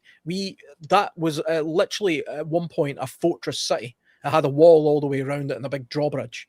And when the plague was happening, when the plague happened, it quite literally had people at the gates banging to try and get in, because they knew that beyond those walls, there was food, there was water, there was some sort of degree of medical resources, whatever. But outside of those gates, it was like bloody hell on earth, you know. But the people inside those walls knew that at the second they opened the gates, they wouldn't be helping those people. They would just be inviting hell on earth into them, and that's why they didn't. And there was they had to play a dangerous game there. The irony is, I think in a modern situation that flips, right? You wouldn't want to be in the center of Edinburgh or York or London. You'd be banging on the gates to get the outs. I wouldn't want to be in the center of Edinburgh nowadays, you know. Beheaded person on the road. That was the recent one there, wasn't it? Oh yeah, that's right. With the bus. That's part of the problem with letting people in. The ones you're letting in, most likely, most of them aren't going to be ones that didn't prep, didn't do this. They think they're owed the food. They're owed the right to be there. They're the exact type you don't want to have in there at all. I'm gonna have a hard printout, Gil, of my Patreon members list, and I'm be like, nope, you didn't give me £6 a month. Get away. Go. Bet you wish you had now. There's, and it's just, there's going to be a cold hard fact with a lot of groups that are out there. Once they set up, anyone trying to get in, they're going to be looked at as these guys are going to kill us because they're taking our food away from us, and they're too lazy to help grow food. So yeah, they're going to wind up killing us. So either we keep them out and we stay alive, or we let them in and we all die. Yeah, and 90% of the population is going to be this whining, entitled, somebody needs to feed me, somebody needs to give me water, somebody needs to look after me, somebody else needs to save me. People. Yeah. And that's going to try and project onto you, people, communities that are ready. Yeah. And it's a hard fact, at least I know here in the United States, it's going to be a hard fact that anyone trying to get in is going to take a dirt nap. Yeah. It's not far from the truth here as well. Yeah. Just to think that the UK is not armed in any way would be delusional. And I know there's a lot of shotguns and other things around over there. It's not just that. You're talking about people of a prepared mindset. Even if you do take firearms out of the equation, you're talking about people that are trained in proficiency with other things. Yeah.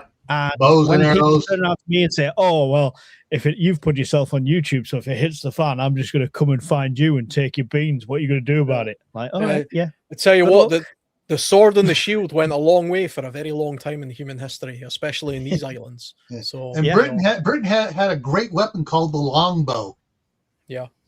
Oh yeah, that's kick the crap out of the French. That weapon. I like longbows. 2 fingers. I tried a 60-pound longbow.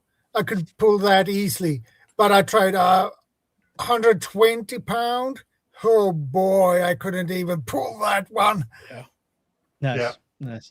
I mean, it's like I say, you're talking about the people that survive these things comfortably and have resources are already trained. Chances are me and Alan can swing an axe better than the average Joe, just because we do it, just because we've cut wood and stuff like that. Yeah. So if it came to a knife fight, then you're picking a fight with a community that have all got experience in handling things like that. So you just, some people are delusional. I mean, it's like my daughter. She was the president of the fencing club at the university she went to. And so, yeah, she's well trained on that. Yeah. I taught in my early 20s. I taught at the local college and at the police academy for defensive tactics and firearms. You know, so yeah, there's a lot. And then of course, as a scoutmaster, I taught all the scouts how to shoot rifle, shotgun, archery, tomahawk throwing, knife throwing. I'm not throwing my tomahawk. It was too expensive. Well, that's why you have the paracord on it. You throw it and you pull it back. There you go. I've seen a beautiful one. I need a magical £90 to appear in my account for this S-Twing one. Oh, it's beautiful. And I've had S-Twing hammers when I was a joiner, and it's the best thing to swing. Oh yeah, I love S-Wing. Well, they do a proper like tomahawk as well in S-Wing. Love it. Yep. Well, here we have what it looks like a tomahawk, but it's basically a shingle hammer. Yeah, for cutting shingles and stuff. Yeah.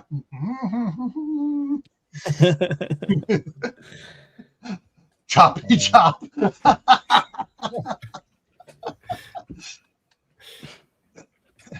But yeah, there's yeah, and that's one of the things that I try to get across to people. You know, I'll end a lot of my videos and live streams with keep adding to your preps, water, food, medicine, clothing, et cetera, et cetera. Learn a new skill every month. Doesn't have to, there's all sorts of skills you can learn, including self-defense skills. Or attempt to. Attempt to, yeah. Feed the skills that you already have, because skill fade is a big thing. I find myself thinking, I know how to do that, but I've not done it for years. I wonder how proficient I am at it now. And then when I go into the woods and I go and practice that skill, I realize I'm pretty rusty. You know, the skill that I think I've got in my head doesn't quite match the skill I've got in the real world when I actually try and put it into practice. So I deliberately now put myself in a position where I go out and I practice a couple of skills. Well, if you have I just haven't done for a while. For a very long time, it's in your muscle memory. So yeah. It's a real thing. It's a real. I mean, even when it comes to something as simple as foraging, I found myself today actually walking around with the dog and taking a look around and identifying a few edibles because it's springtime now, so this is a good time to sort of identify things that are coming up. And I'm looking at things and thinking, I can't actually remember what this is called. That's just because skill fade has. I've not paid attention to it for a long time. So you have to get out there and you have to. Can't remember if that mushroom's poisonous or not. Yeah, not 100% sure.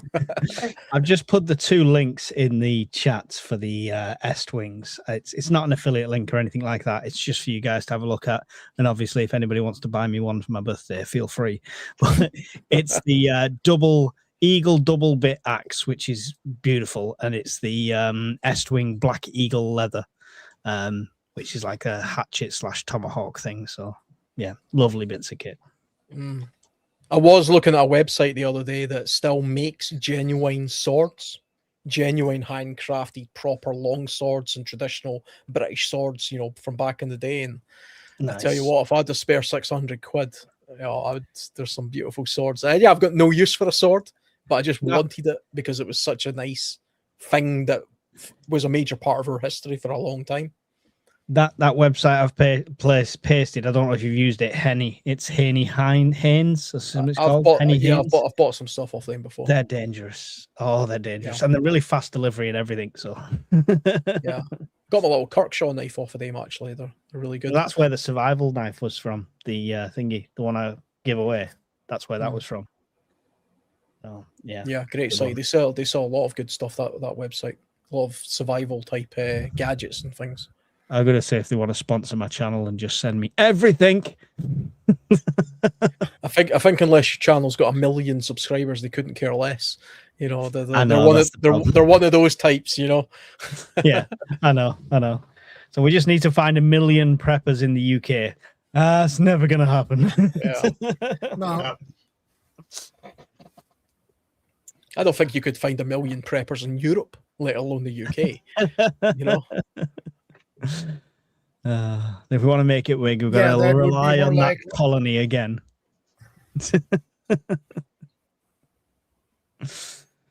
Oh dear. No, it's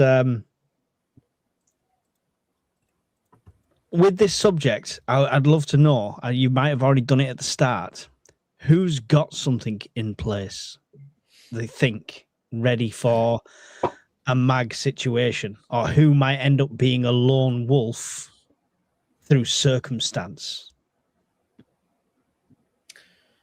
I mean, earlier on when we were talking about it, it came down to terminology again. I think we kind of all agreed a lone wolf, to our mind, is the kind of hermit in the house or the cabin who wants no contact or interaction with anybody whatsoever and is completely isolated. And that person eventually is going to fall foul to his own demise. Yeah, in a short period of time. In that context, but I would also argue that a lone wolf could be a victim of circumstance. I've just moved, for example, from one town to the other. I don't know anybody local, and the shit hits the fan a month later. I am a lone wolf, whether I like it or not, technically. But to begin with. But a lone wolf will actively seek to exclude himself from anybody else. Yeah. So they will, even if the opportunity arises for a lone wolf to be part of a community, he will say no. Yeah. And he'll push himself away from that because if that's a particular mindset. Identifies as a lone wolf kind of thing. Yeah. To my mind, I don't want to go over old ground again because we spoke about it earlier on, but everybody's a lone wolf to begin with in a way, because survivability, which is what it's all about, starts with you as a person, you by yourself, your skills, your knowledge, your preps, your condition, etc. And your then ability to act in a crisis. Yeah. And then it expands out to your most immediate surroundings. So the person in your household, and then your neighbors, your family, etc. And it kind of expands out to a community that way. And then to me, I use the example of, as a survivalist type person, survivalists are lone wolves by nature. We're very much, we don't like to hoard a lot of stuff. And my instinct as a survivalist is always to flee rather than to stay put. To take my skills and bugger off and be away from the situation. But in the real world, I understand that as a community, as a person in this world, that's not practical. You have to be part of a community. You have to be more part of a mag, if you like. And so actively getting yourself involved in discussion or debate and aligning yourself with like-minded people like we're doing just now, whether it be joining sort of like the UK Prepper Network on Discord and having that discussion, that contact, or speaking to people on the internet, or joining other groups, whether they be orienteering groups or hiking groups or martial art groups, and networking by stealth, which is what I'll call it from now on. Networking by stealth is how I form my mag. Yeah. I think now, if something genuinely happened in the world where I had to rely on a mag of people, I think with the couple of neighbours that I've got, the 2 or 3 people at work, 1 or 2 people from each of the kind of clubs, if you like, or groups that I'm involved with in martial arts and hunting and survival type, outdoor type pursuit things and other sports. I think between all of those things, I could probably pull together 10, 15 people that I could call comfortably a mag, and we would all mutually benefit each other, and it would be local. That's the key. I mean, because as much as it's great to be part of a mag, an online mag with you guys, Sweden, American, English, nowhere near where I am, so it's great for knowledge and it's great for the wider net, but locally is where it's at, and that's where you have to be, Yeah, I agree, especially like if you're thinking of lone wolf as a choice, like I am a lone wolf, I am Rambo, I'm going to take them on them all. I think it's the lone person situation then probably is more so like at the moment where I am right now, neighbors wise and stuff like that. I haven't got a clue. I would be on my own or with just immediate family that lives in the house. So it puts me in a lone wolf situation, not by choice, as I would say. But your choice is, as soon as you can, is to be no longer a lone wolf, but part of the community. Hey, Bob. Yeah, definitely. Yeah. Hey, Bob. Hey, Bob. Back from the coffee shop. Yep. All Yeah. done. Had my One of snack. the things for Alan is one of my favorite authors, Jerry Ahern, who I actually met years ago. His series of books called The Survivalist. In it, he puts out what he called the Survivalist Creed. I will survive so I can make my family survive. My family and I will, so we can make our friends survive. My family and friends will survive so we can make our community survive. Myself, my friends, friends, and that will survive so we can make civilization survive. Yeah. So it builds from the one and it builds up. And so you're going to survive. You're going to make your family survive. You're going to make your friends survive. Community, and that was the idea that he put out in his books of the Survivalist Creed. Yeah, I mean that's the overlapping aspect of it. I mean, to my mind, we are alone. We're all alone. Yeah. Right? You start with the number one. You have to start with the number one because that's where everything starts. And this idea of dependency or belief that, well, there's other people in a community, even if you've got the best formed community going, say you're Amish or whatever, or Amish, however it's pronounced, and they all have their own skills and you live within that community. Each one of those individuals, though, has a particular set of skills as well. And they hone them and they practice them because they realize the value in having individuality, right? Being a survivalist or a lone wolf isn't entirely about individuality. To me, it's about exclusion. A lone wolf excludes people, and he goes out of his way to exclude people, and that's what makes him a lone wolf. And some people genuinely think that's a good policy or a good way to be, and for them individually it might be for a period of time, but all of us agree that it won't last. That person's going to break a leg or have to sleep at some point type thing.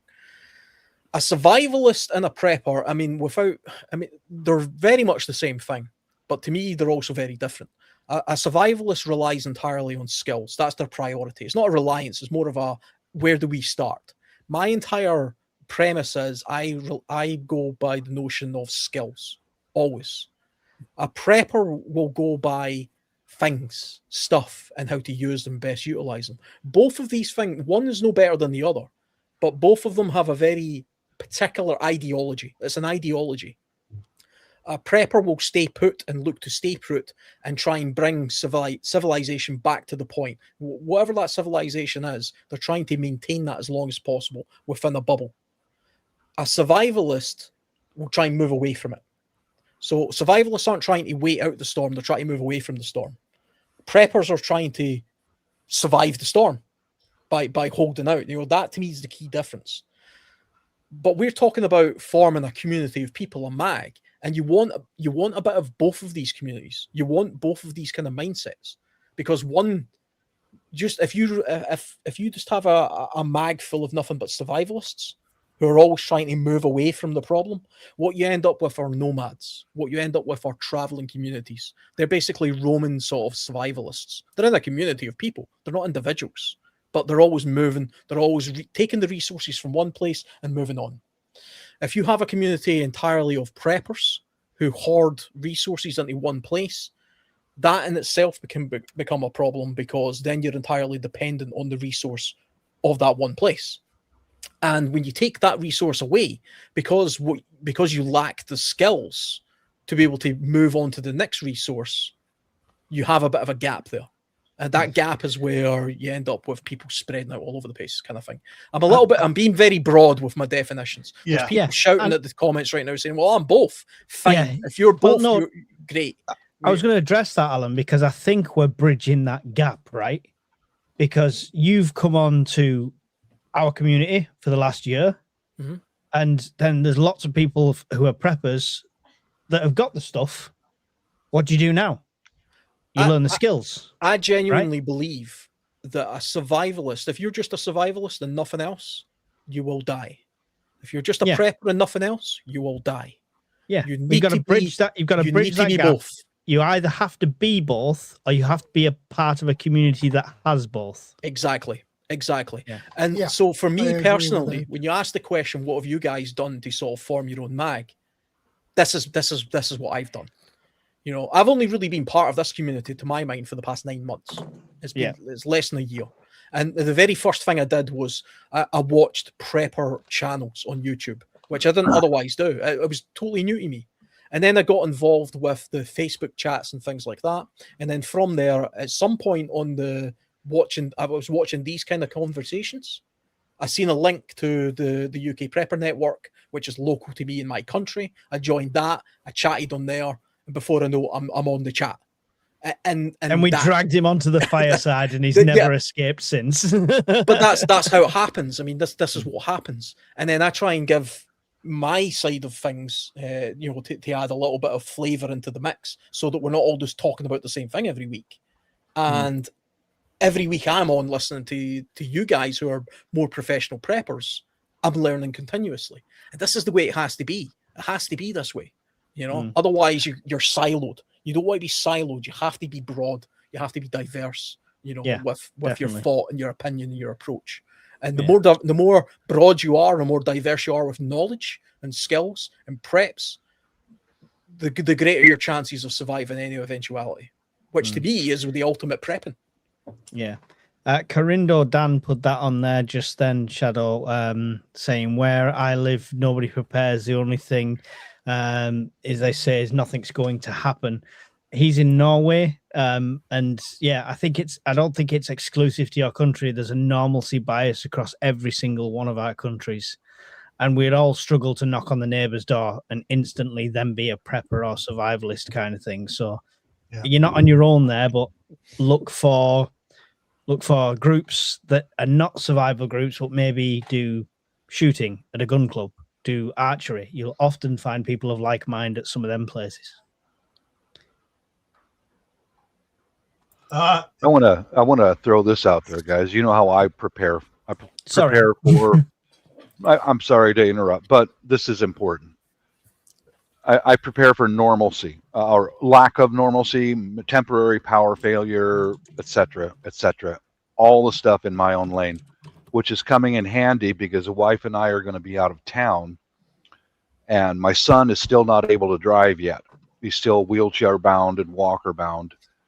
And my wife is lining up some of his favorite food and all that. He can cook, he can take care of himself, but he can't drive. He can't get out, basically. Because I've been preparing for quite a while, I know he will not go hungry. He's got food here. I've got the dehydrated food, the freeze-dried food. I got the canned food and all that. So wife and I can go out of town for a while and know that he's not going to be stranded. He's not going to go hungry. So there's one big bonus of putting stuff away. Big bonus. That's on a personal level with my family. But I just wanted to add that in there. Well, you're right, Bob, because if you put stuff away as well, it's less strain. If you're relying on hunting, gathering, and stuff like that, and suddenly there's 2 extra miles, that's twice as much stuff you've got to do. Work. Yeah. Yeah, but that's I wanted to throw that out there, that you know how I tend to stay in my own lane, take care of me and my own on my little square and all that. This feeds right into that, because now I know that we can go out of town. He's going to be fine. He's got clean water. He's got lots of food. You know, it's a bonus to doing this preparedness stuff. So, I agree. Yeah. The thing with you, Bob, as well. You've got a slightly. It's not even a unique circumstance, but something that's probably common to a lot of people because of the area that you live. Just based on the conversations we've had on these chats. You probably couldn't entirely rely on your neighbors to come to the assistance of you in a time of absolute crisis.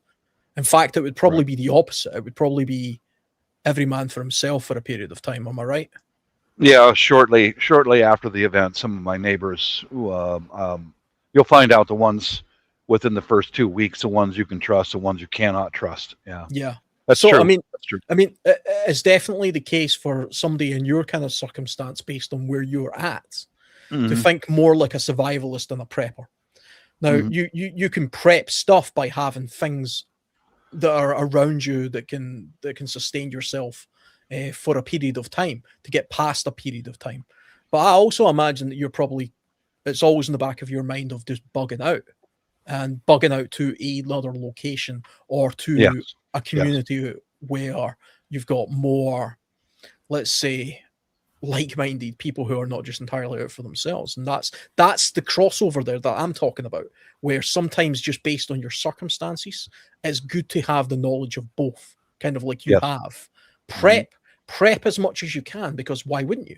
I mean, it's a sensible thing to do. We all live in urban environments. We all live in a modern society. If you've got the resources now to prep and have more food and have more water, have the stuff that you need to get by with the lights going off, why not do that? It's just sensible.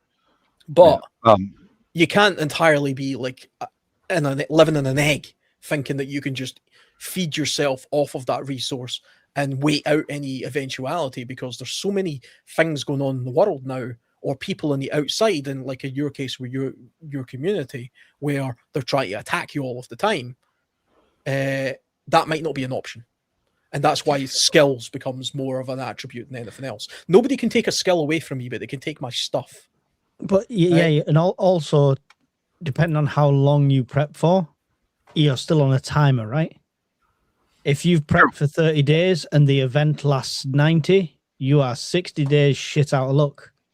If you prep for a year and it lasts for 5 years, you are 4 years shit out of luck. See people who just store food. See people they call themselves preppers, right?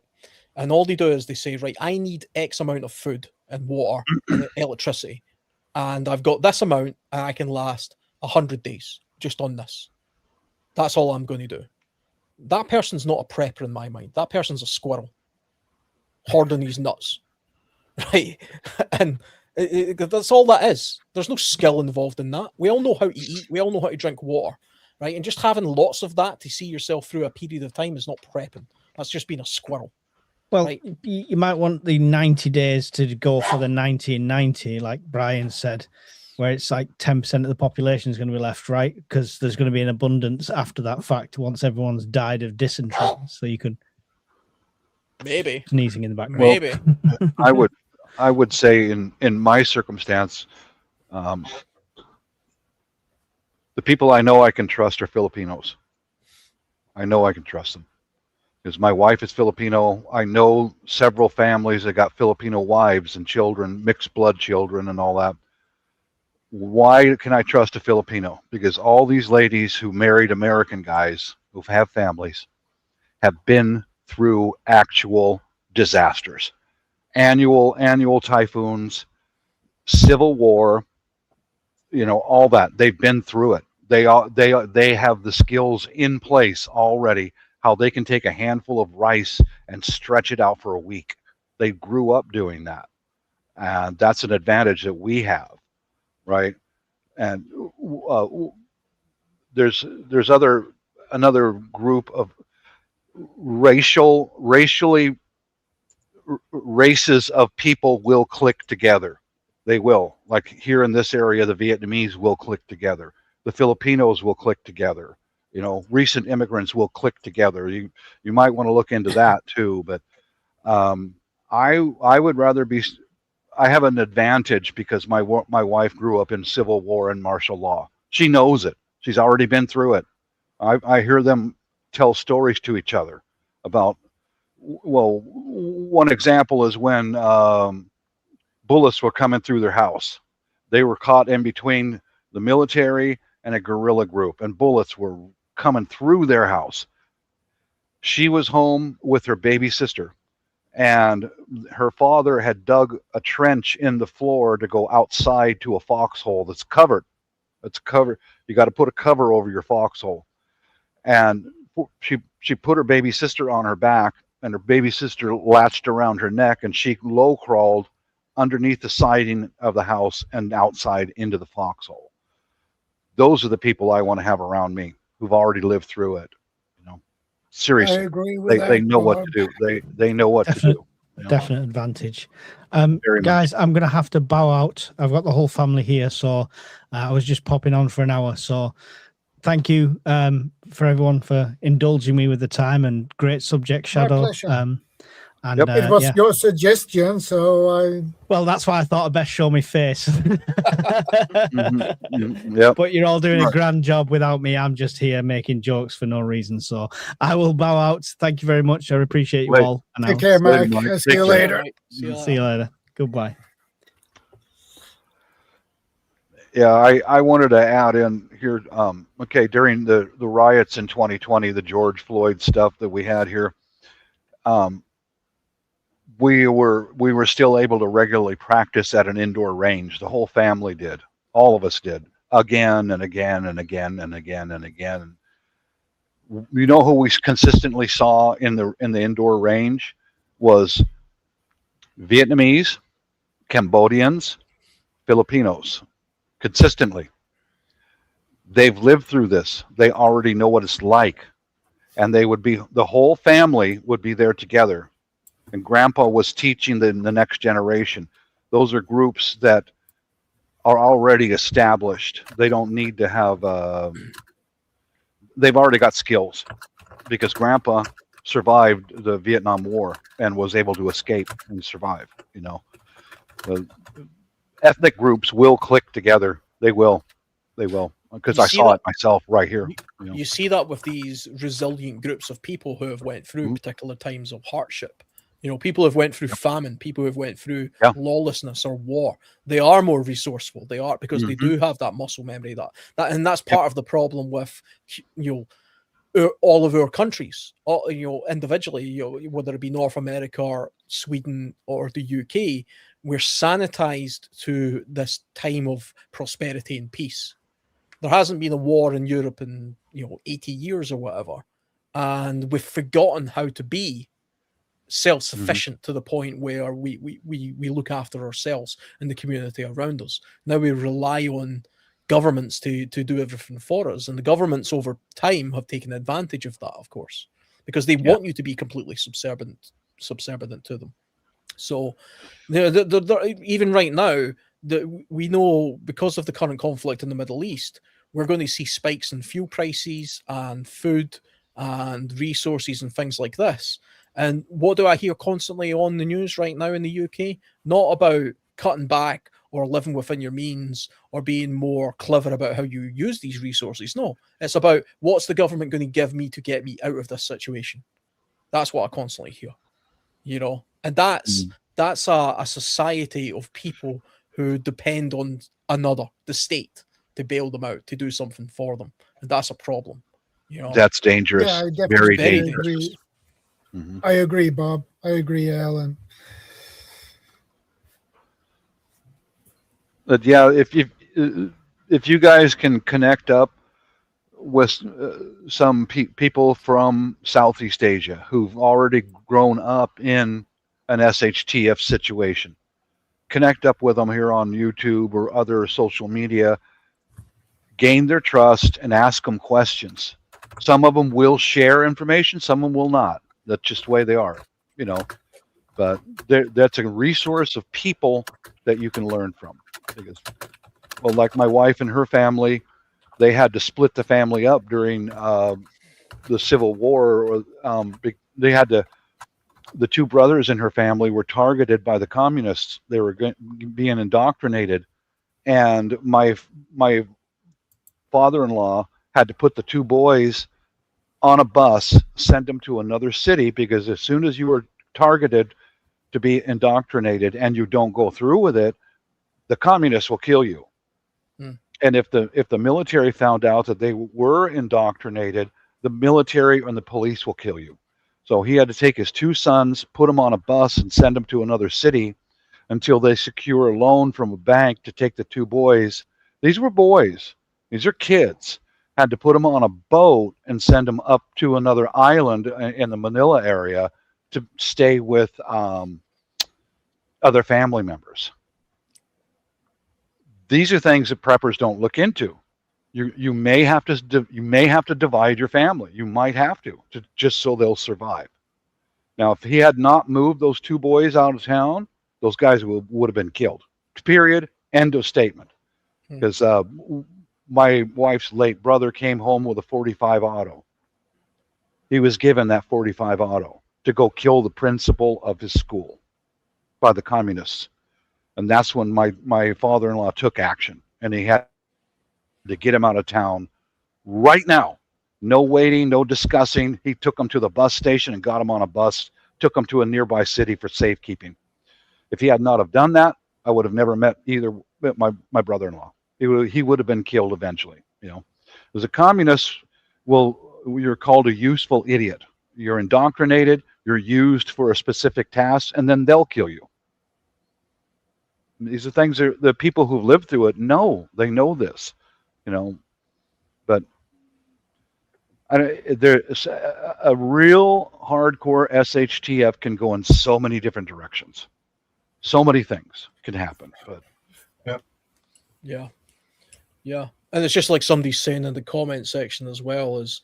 I mean, we've been made entirely reliant on the supply chain, on the just-in-time supply chain, and that dependency has separated us from the genuine ability to feed ourselves or source food or understand where our produce comes from and our energy needs and things like that. I hear people all of the time in prepping communities talking about how if the electricity goes out, we all die. We lived for thousands of years as a human species without electricity. Okay. Yeah. If you have the skills to be able to live without electricity, then you'll be able to live without electricity. Okay. When it comes to food and things like that, the supply chain, if the supply chain disappeared tomorrow, lots of people would starve. But lots of other people would recognize, I don't need bananas every day of the year. You know, what do I grow in my country? What's available to me? You know, there's people have lived in this country for 10,000 years. What did they eat 10,000 years ago? And everywhere has that. And it's just a case of looking at the skills of the past in order to best equip yourself to help yourself in the possibility of something happening. It's not to say anything will happen. Maybe all of us will be able to go through the entirety of our life eating bananas every day of the year. Okay? Even though bananas don't grow anywhere near anywhere where any of us live. But I still see a value in learning to live without having that dependency. That's what self-sufficiency is about. That's what prepping is about. That's what survivalism about. That we're hedging our bets by developing our skills. And the equipment that we have and the resources that we collect are just aids. They're just aids to make that transition easier in the now. Well, it's kind of fixing the roof while the sun is shining type mentality. That to me is what this is about. Yeah, I wanted to bounce off of that. That's why food stored up is essential, because it will give you time to remain healthy for a while until you can get out or find another method, another way of living. You're buying time. You're literally buying time. Yeah. Exactly. Thank it's you. Well your said, insurance, Alan. basically. Yeah. Mm-hmm. Well, the others are not eating well. They're not so healthy. You and your family are going to remain as healthy as possible, to where you're still physically fit. If you got to walk out, hey, Myra, whatever, good to you're see going to you. be able to do it. You know. Yeah. And hopefully the circumstances change, which makes it better for you. Right. And you've bought yourself that time. Yeah, absolutely. Yes. I mean, that's the point of it. I mean, that's the thing that I think we have to get that message across, because there are, like I said earlier, there are people who genuinely think the whole point of this is just to be a squirrel and hoard as much stuff as you can. It's not about hoarding stuff. It's about hoarding time in order to get yourself to that next point. And you have to develop the more your skills. time you can buy yourself, the better you are, basically. Yeah, and that, I mean, and staying on topic as well, the more you hone the ability to form a community to help coherently all survive and mutually benefit from each other, that in itself is a long-term survival tactic. That's a long-term prep and strategy. Yes, it is. Yeah. One of the things about food, though, is every place property we've lived on, we have planted fruit trees. And so, like right now, I've got 10 fruit trees out here that produced a lot last year. They're going to produce a whole lot more this year. I've got seeds, starting seeds to plant another 20 fruit trees this summer. And so, long term. Yeah, long term, because I'm going to get them planted, get those growing. We got apple trees going in, cherry trees, apricots, peaches, pears, and so we're going to get we're putting more and more trees in for food, and then around the trees we can grow other stuff, other plants and stuff in the orchard there for food as well. Getting rid of a bunch of the huge lawn we have here and turning that into a garden, just like we did in California. And so we'll be growing a lot of different squashes and stuff in the front yard here. Got a lot of sunflowers going in because the sunflowers block the wind to allow the squash to grow better. And so that's what we're doing here. And then this summer, across the street on my other property there, on a 2.5 acre field, going to be taking the rototiller out there, tilling it down again, and I got like 500 pumpkin seeds. So I'm going to plant 500 pumpkins out there, and then I got 10 pounds of sorghum seed to put out there in another area. We're going to get different things growing out there, not so much for us, but for future stuff. The pumpkins, what loves the pumpkins? Let's see, the chickens love the pumpkins and cows love to eat pumpkins. Sorghum, the cows love to eat sorghum and the chickens love the seeds that come off the sorghum plant in the fall. So even if we don't harvest the sorghum, there's going to be chickens out there all over the place all winter long eating sorghum seeds, and it's going to cut back on the amount we have to spend for food for them, which is going to give us eggs and meat birds. So it's one of those things. You need to diversify your food source, just like there's a topic here tonight. Diversify your people in your sphere, your network, your group, so you have the ability to survive with more skills around you. Yeah, I mean, also it's about the distribution of labor, the circularity of what you're talking about there, the circularity of how everything's connected in order to get the greatest amount of value out of it. There's a distribution of resources there that you can only find as a community, never as an individual. So let's say, for example, I'm a fantastic hunter. Let's say I'm really good at hunting. I go out and I shoot myself a deer because that's where I've focused a large area of my skill set. I can hunt, track, and kill the deer. I bring it back to my community of however many people. Now, if all I know how to do is hunt and rudimentally sort of prepare that animal so I can eat a few steaks off of it, I'm wasting a great amount of resource there. Whereas, let's say I put the carcass of that deer down and there's a woman there who knows how to take the hide and tan that hide fantastically. There's another couple of women there or a couple of men there who are like seamstresses and they know how to make that material into clothing. There's somebody else there that can take the sinew of that animal and make cordage out of that. There's another person there that knows how to make glue from the eyeballs and has a very specific way of doing it because they've practiced it so much, they've actually got proficient at it. And so that's the one specific skill that they're looking to do. Another person is interested in particular cuts of the meat. Another person is interested in the bones. Before you know it, you've taken this one animal and you've divided the multitude of labor between a dozen different people, and you've maximized every single component of the animal across a dozen different people. And then between all of you, because you all have these different skill sets, you're able to trade, barter, or share, probably more likely in a smaller community, all of those resources, and there's no wastage, because wastage is the enemy. And burning calories is just a waste, That's the beauty of community. That's the beauty. Not a single other one of those 12 people in my imaginary group needs to know how to hunt, but they need to know how to do the one thing from the product of the hunt. Do you know? Yeah. Do you know what I mean? I could be a great hunter, but not have a clue how to tan hides or make clothing out of the hide. So if I didn't have a person who specialized in that technique, I've killed the animal, but I'm throwing the hide away because I don't know what to do with it. I don't know how to utilize it. It's waste. Yep.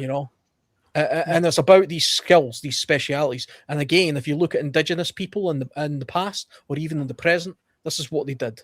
Men would typically go out and hunt meat. Women would typically forage and collect things like berries, nuts, yams, all that kind of stuff, and they would form baskets. But they would usually also be the people who prepared the kill. The men were doing the kind of dangerous part, and some would say probably the easy part, and the women would be the one driving everything else and actually feeding and nurturing that community, the caregivers, as it were. That's the natural way that humans have evolved over time. Rather than fight that, why not go with it and learn from it? And that's my imagining of a perfect little mag or a little group of people, all working off the same resource. I just use hunting as an example. The same thing can be said for a gardener who knows how to propagate and rotate fruits, vegetables properly. And other people then know how to take those there's people who know how to do lots of things with potatoes, but the guy who grew the potatoes might not know how to do anything with them apart from boil them. You see what I mean? It takes a cook, a chef, to do something amazing with the produce that the gardener has grown. But the two skills are different, if you see what I mean. Because one is specializing in the other.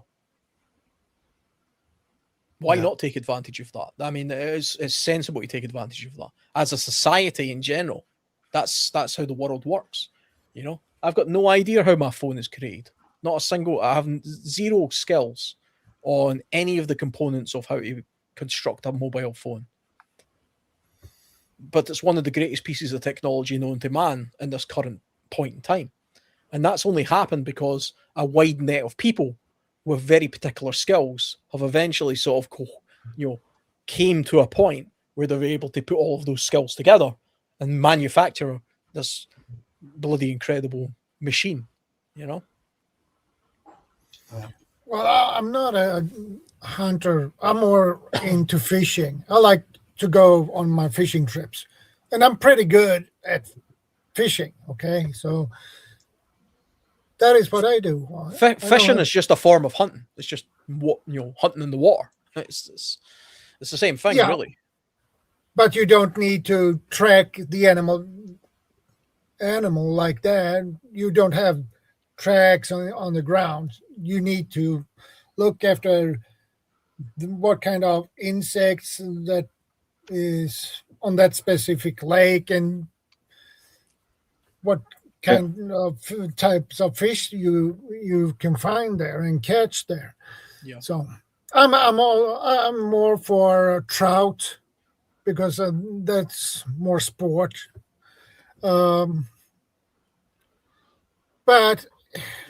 if necessary, I can catch a lot of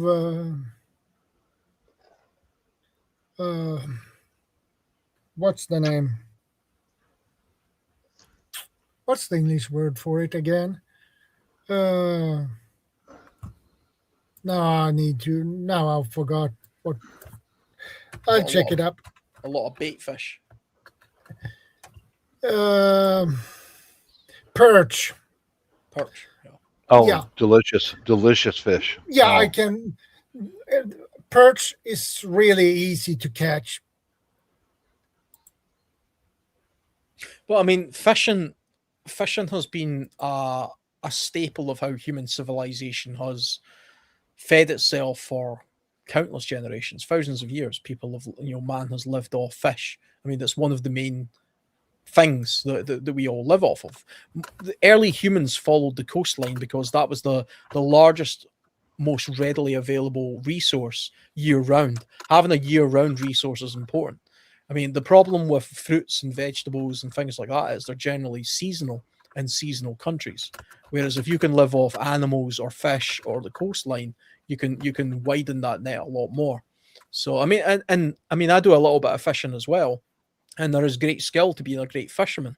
And you're not tracking, the way that you track land animals, but you are learning how to read water. So if you fish in rivers, you have to learn how to where the correct place to fish in the river is. You have to study the eddies. You have to study the bends of the water. You have to understand that. You have to understand what lives in that kind of water, and that dictates what kind of bait you use. It dictates the size of hook you use. It dictates the time of year you do it. There's lots of, I mean, you know yourself as a fisherman, the intricacies of fishing is endless.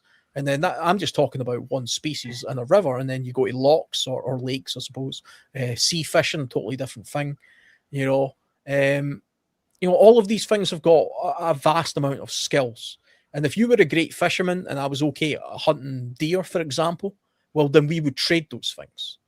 And, if there was gardeners, we would trade those things, because you can't just live off deer or fish. You would want a mixture, which is what we have now. And that's the benefit of community. Community is a group of human habitation that they all have their own individual, not so much a skill, but they all have their own individual expertise, which maximizes the resource that you have to its fullest potential and makes it broader and more varied. We live in a very complex society now. So you go to McDonald's and ask for a quarter pounder meal. If you actually break all the ingredients of that meal up, there's a lot of different stuff there. A lot of things have went into making that. In the real world, though, if you just want a bowl of soup, the carrots, the onions, the potatoes, the broth, the water, the protein source, each one of those things has come from a person who's got a particular skill set, and they've boiled it all down literally into a soup.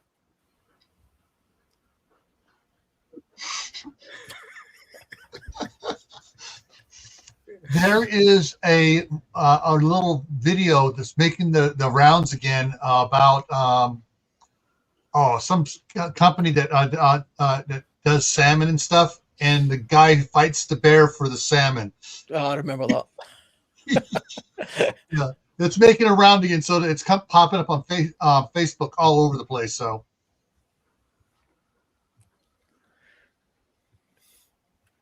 Isn't that a John West advert where he does like yes, karate? Yes, yeah, that's what it is. The John West advert. Yes. I remember years ago reading a survival book where it was talking about how to survive a bear attack. How the old survival myths of play dead or climb a tree or do something like this. And this survival book, it was kind of tongue in cheek, but it was like, what you have to do is employ this type of jiu-jitsu, the survival jiu-jitsu. And it went through for the next 5 chapters of how to do this kind of jiu-jitsu to fight this bear. And then you turn the pages like, then you wake up dead or in your cornflakes because none of that shit works. Run away as much as possible. Don't mess around playing dead and all this kind of nonsense. Just don't put yourself in that situation. That was the point he was trying to make, Yeah. Try to use jiu-jitsu against a bear. You will lose. That's a fact. Yeah, that's a fact. Yeah, that's a fact. They do jiu-jitsu every day just to get something to eat. Well, the only thing that would happen is that bear would take his paw and yeah, bye-bye. Human. The strength of a bear is incredible. I never realized how strong a bear was. Oh, until Lord, I did a little bit of studying into them. And it's unbelievable. Even European bears. We don't have any bears in the UK, but we have some in Europe, and the strength of them is unbelievable. They can literally rip trees apart in order to get into like little grubs and things like that. They can. I've seen it in the woods. We have brown bears here in Sweden. Crack. Mm-hmm. Yeah, I mean those brown bears, they're a little bit smaller than the North American grizzly type bears, but they're actually the same species, I think. Yeah. But I seen a thing where it was in Romania, and they have a problem there of the bears getting into bins, trash cans, and they were putting locks on them. But the bears ripping these bloody locks off. They were actually like ripping into the metal of the trash can in order to get into the food. The strength that they have in order to do that is something else. A brown bear can take his paw and slap it on a full-grown moose and take that moose down. Yep.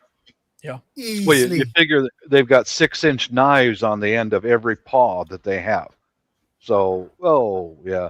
Well, you guys have probably seen that movie. Was it The Revenant? The Revenant? Yeah. Where, it's Leonardo DiCaprio. Was he in that? Yeah. gets Yeah. beaten up by that bear at the start. It's brutal. Yeah. And that's based on a true story. That was based on a real mountain man, a real pioneer. What a tough guy. Wow. If that was But just true, fluke. It was Ah. true, but it was just pure fluke that he survived. I mean, it Uh-huh. was, Yeah. but yeah, that's based on a true story. That was a really good one. yeah. I got photos. I can't share them because the platform will go.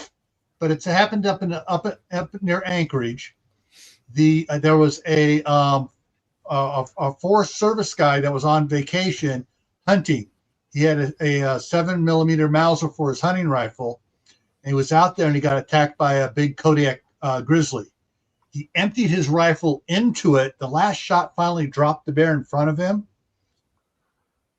And it has the pictures of him with the bear and pictures of the bear's last meal the night before, the hunter that shot it with a 38 6 times.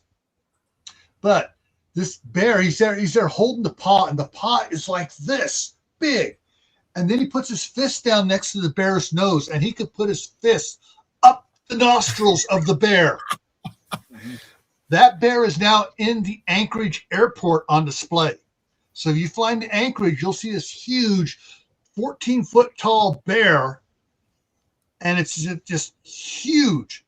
And he said if he had had a smaller rifle, he would have been dead.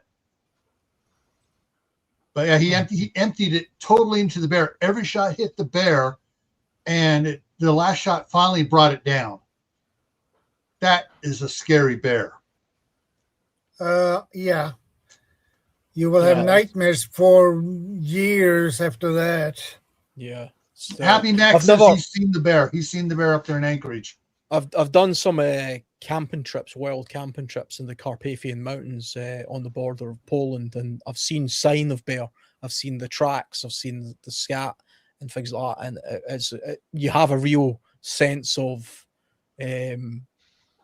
presence when you're in those kind of wildernesses. In the UK, you can wander around the woods, and the scariest thing you're going to find is a squirrel. It's like an angry squirrel. I mean, that's your biggest concern. They got rid of the Monty Python killer rabbit. Yeah. Really, the scariest thing in my direct area is a meth addict. Yeah, that's more dangerous than a bear. They're more dangerous than a grizzly because they can think. And they're ruthless. But you should have a grizzly as a house guard. Oh boy. Yeah, I wanted to add this in to come back on the topic of a group from my wife's family's own experience. I recall when things were going sideways right here, and a neighbor lady was coming to me and saying, "How about if we form a group together? Because we've got guns and all that." And I said, "Well, I'll consider it," because she could tell by I was making caltrops, booby trap stuff in my shop, and she could tell what they were. So she had an idea. And that later that night when my wife came home, I said, "What do you think about pairing up with another couple?" She told me directly, guys, and don't forget this. She said, "Absolutely not. Nobody comes into this house but direct family. They are the only people who will come together. That's it. Period." Yeah. Well, why? Because strangers, it will come to bloodshed. It will come to bloodshed. Yeah. They'll rob you. They'll murder you. But your own kin is not quite so likely to do that to you. Blood only. So keep that in mind if things go really hardcore sideways.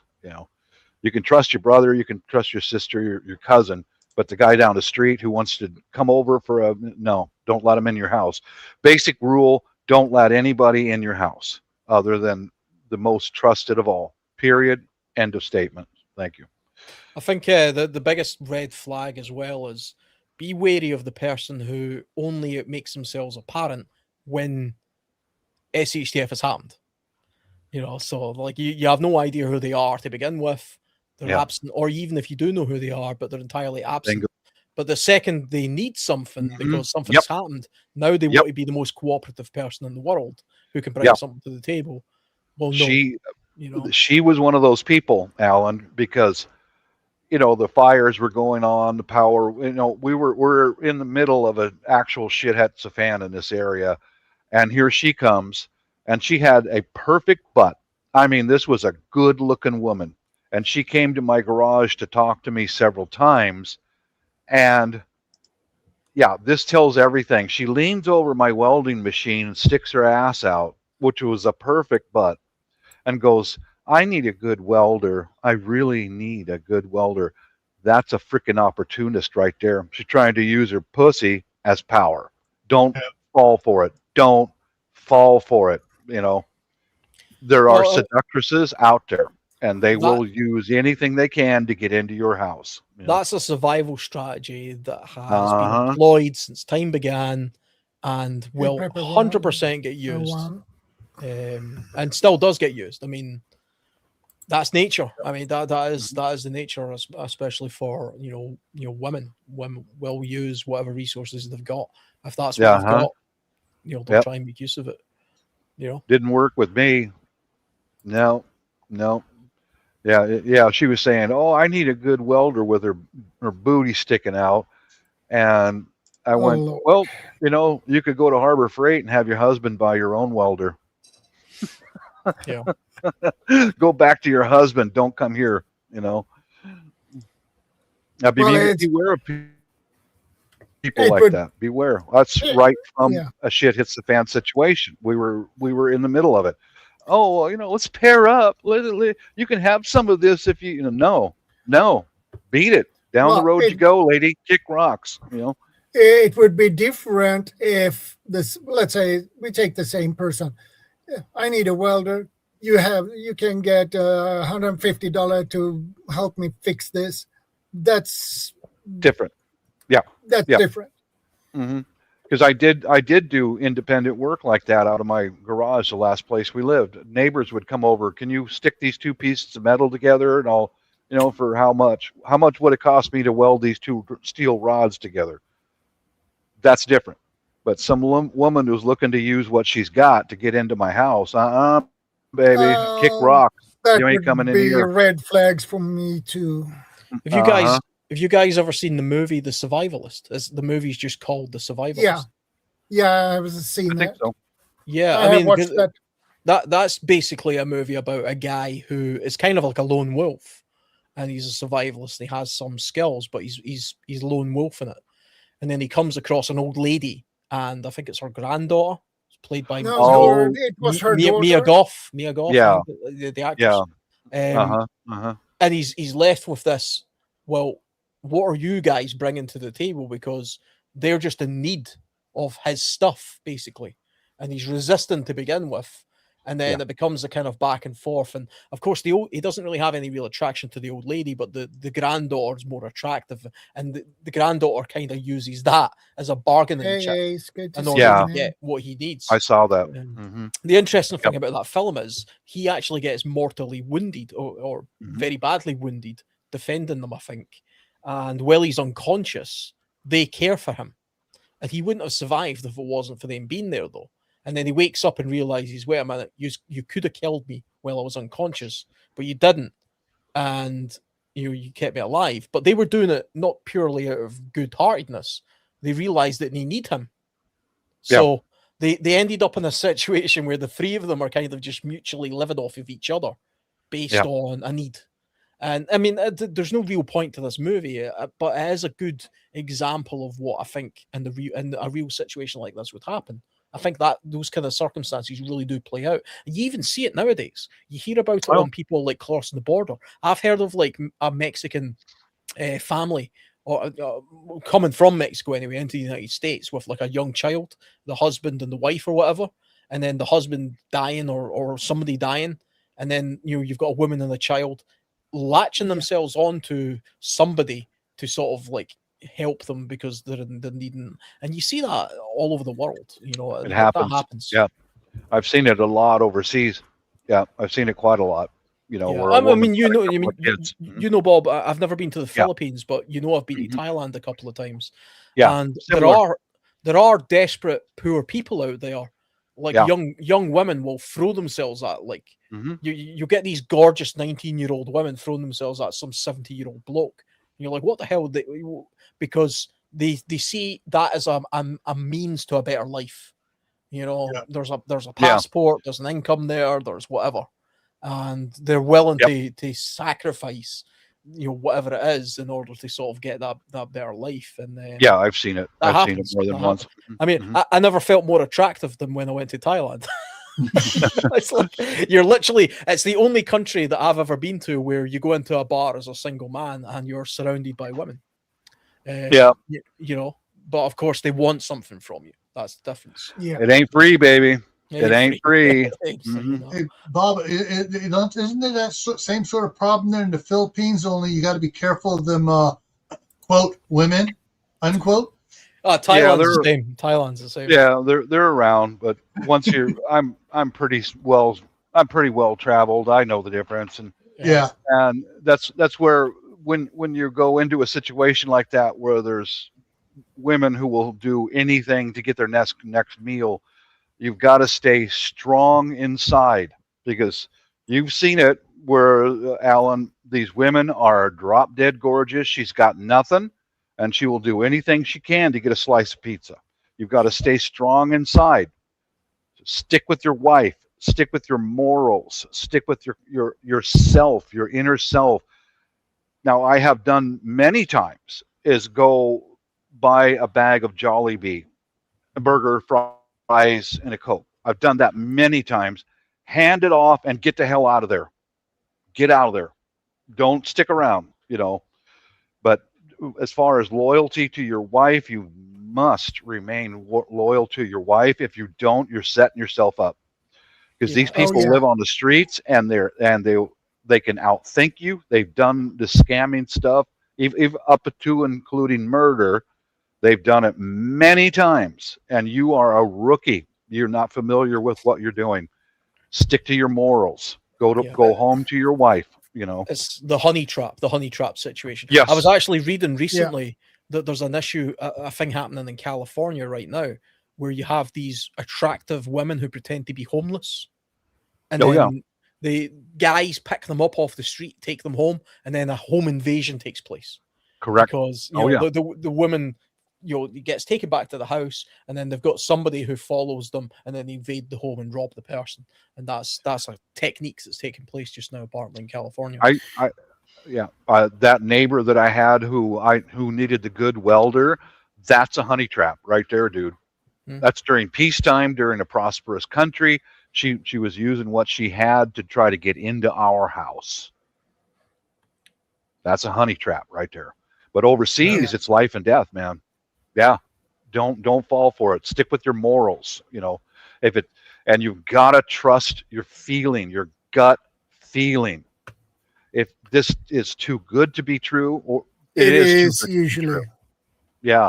And when you get that feeling in your gut, get out of there. Don't argue. Don't do this and that. Don't be the hero. Get out. Just leave. Just leave right now. Just turn around and walk away. Yeah. Yeah. I'll be right back, guys. And another thing I was thinking about is that if somebody have their car lit on the side of the road and the hood up, and they need some help, The Don't- damsel in distress. don't stop. Well, you can stop and talk to them, but you don't go outside the car, because that can be a trap. Yeah. So People will- that is another thing you need to take in consideration as well.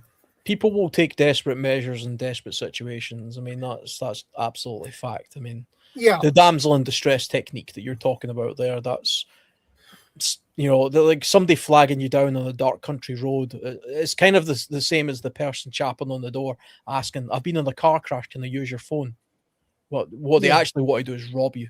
They actually want to just get in your house and rob you. But and here in Sweden, we had people that had parked the car on the side of the road, opened the hood, and these were males, and they were usually two you could see, and they could basically, the one stood and checked the engine, and the other one tried to stop cars. And when they did, and if they asked if they need some help from the forest, there come out a couple of more people, and you get robbed, basically. Yeah.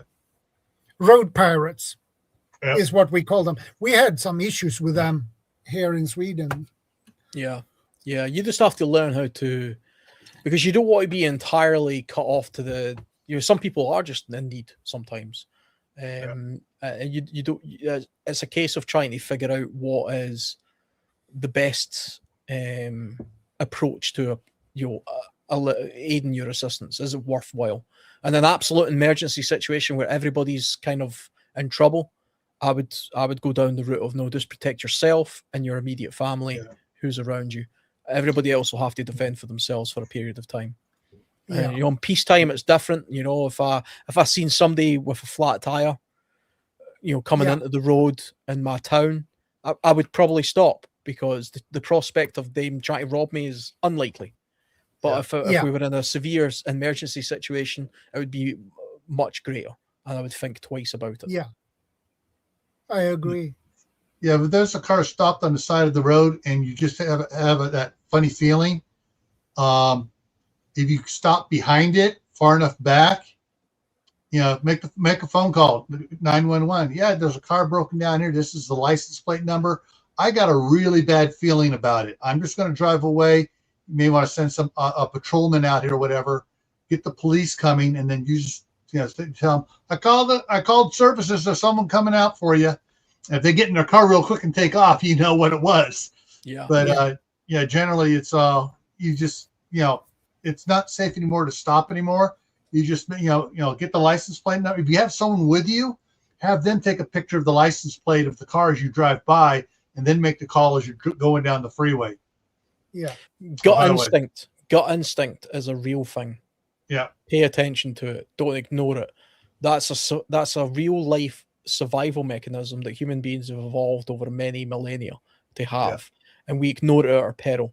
And we have a phenomenon right now of something that's kind of known as suicidal empathy, whereas people will put themselves in survival situations, perilous survival situations, that they otherwise wouldn't have if they followed their gut instinct, and then it can end badly for them. We see it with young women getting onto public transport with headphones in, sitting themselves in front of groups of people who aren't part of their group because they don't want to be seen to be prejudiced in some way, and then they end up dead. Yeah. Right. Yeah. Because that's suicidal empathy. And it's the same thing if you're a lone single woman, and you're in an underground car park trying to get to your car, and you see a group of men. Avoid them, because if you've got a bad gut instinct about it, just avoid them. Why be that person? Well, I'm a strong, independent woman, and they're probably okay, so I'll just go in my car, and then you end up murdered and raped or something. Okay. Yeah. Are you the person that's to blame for that? Is the victim to blame for that? Society will say no. I'll say yes, because you've just ignored your gut instinct and put yourself in that situation to be a victim. So, it goes a long way as a survival sort of minded person to really, really pay attention to that. Okay. All right. Yeah, I would say in any emergency situation, wherever you are in the world, trust your gut. If it, you'll feel it. If you have any instincts at all, you'll feel it. It ain't right. Don't be afraid to turn around mid-sentence and walk away. I've done that 1,000 times in Europe and in Asia. You know, if it doesn't feel right, if it doesn't sound right, then it ain't right, and they're going to take advantage of you because you're a foreigner. Yep. Get out of there. Get out of Yeah. there right now. It's like I was just saying, gut instinct is a real thing. Pay attention to it. It's there for a reason. Suicidal empathy will get you nowhere apart from dead. You're right. Yeah, you've been abroad, Alan. You know. Yeah. And whenever I'm abroad, I'm hyper cautious. I'm hyper vigilant to what's going on because I'm an outsider. And you know, people who come from a particular area know that you're an outsider. They know you're a tourist. Even if you look the same as them, doesn't matter. They know you're different, and they will take it if they're looking for an easy victim, because they're a pickpocket or something. They target you, and so you have to be more vigilant to it. And it's like I was just saying, trust that gut instinct, and don't be taken in by the suicidal empathy that's been pushed into us in a Western society now, putting yourself into dangerous situations. That's just insanity. Avoid them. Mm-hmm. Get out of there. Yeah. As far as Gil was asking about the lady boys and all that, you mentioned that a moment ago. They are the worst. Oh yeah. They are criminals, dude. Yeah. They're out there. They are criminals, and they prey upon the new arrivals. Yeah. And they'll do that here, Yep. In the drug areas, I've seen lady boys here, not Asian, but they're white. They're dressed up like a woman looking to get into your car with you, give you a BJ or whatever. I have no fucking clue. I don't touch them, but that's what they're looking for. They're looking to catch you with your pants down and stick a gun underneath your chin or a knife underneath your chin. Now he's got your wallet and your car. There's definitely a lot of them will try and rob you in Thailand, especially tourists. That is definitely a thing. There is a thing. I remember a few of my friends saying to me, "Are you not concerned that you pull a woman in Thailand and it turns out to be a man?" They actually don't do that because they're not stupid. They don't want to trick you into being because they will end up getting themselves hurt. So I mean, if you're interested in that kind of thing, then you specifically go and get that kind of thing, and they look for people who are interested in that. There's no tricking going on because that's not going to end well for them. What they will try to do though is rob you. Like Bob was saying. Yeah, it happens. So will women. So will just normal women. I mean, that's the thing that happens out there too. I mean, it's just a case of being vigilant and understanding the culture and understanding what you're doing. Tourists are victims anywhere they go because tourists are vulnerable people. They usually have money on them, they have documents, and they're not aware of what's going on. And your gut instinct's a little bit off when you're a tourist because you don't know the vibe. And added to it, Alan, we cannot understand what's being said around us. Exactly. We cannot understand the language, and that's a big disadvantage for a tourist. Yeah. Mm-hmm. Yeah. Well, I'm glad to know that you've been over in some of those danger zones, and you can handle yourself. If you can live through Thailand or Philippines alone, I mean, you can handle anything. I like to travel. I've been to the Middle East a few times. I've been to Thailand a couple of times. I've been all over Europe. I like to travel. It makes you a more rounded person, I believe. And it makes you a better survival-minded person as well. It does. Yeah. And this kind of just back on the subject before we finish as well. Sometimes having people in your group like that who come from these places, kind of like Bob's wife, for example, that's a great contribution because of that outside influence. Because of that, the more traveled a person is, the more knowledgeable they have on how to deal with, the kind of intricacies of differences that's going on. I find, it makes you more rounded. It's the best way to learn. Yeah, it does. Yeah, I think in a real emergency situation, the people who are too afraid to go outside of their home country are at a big disadvantage compared to others who are not afraid. That's one thing I think people should look into more. Fear. I've stood eyeball to eyeball, more or less face to face with 18 different junkies 19 trying to get into the garage with me in the last place that we lived. Fear. The best thing I could tell you during any situation like that is breathe. Keep breathing. Keep breathing. Don't converse with them. Don't talk to them. Stand your ground and keep breathing. Keep breathing, because they want to trigger that fear mechanism in the victim's brain, because that makes you go irrational and do something you normally would not do, and you don't want to get in that situation. Yeah. Breathe.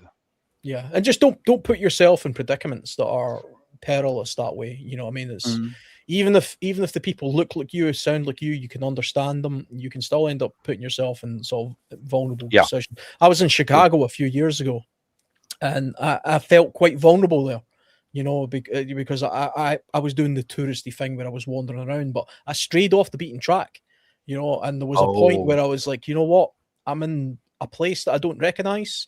I don't, you know, I'm an outsider here.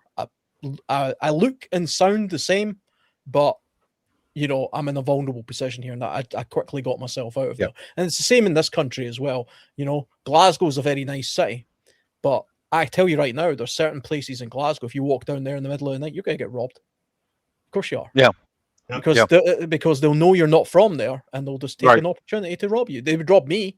You know, because why would I be walking down the middle of a street at that time of night? Because you have to just be cautious. And I think people naturally are like this anyway. The only people who are not naturally inclined to do this are people who deliberately put themselves in a position because of suicidal empathy. You know? They get on that subway car with the earbuds in, and they pay no attention to the gangsters behind them, or they get in that lift because they don't want to be racist, so they're going to get in there with all those group of men, you know, and you're a 4-foot woman who can't defend herself. You're not doing society any good by being the example. All you're doing is being a victim. Yeah. I agree. There's so much to learn out there how to stay alive, but that just all comes with time.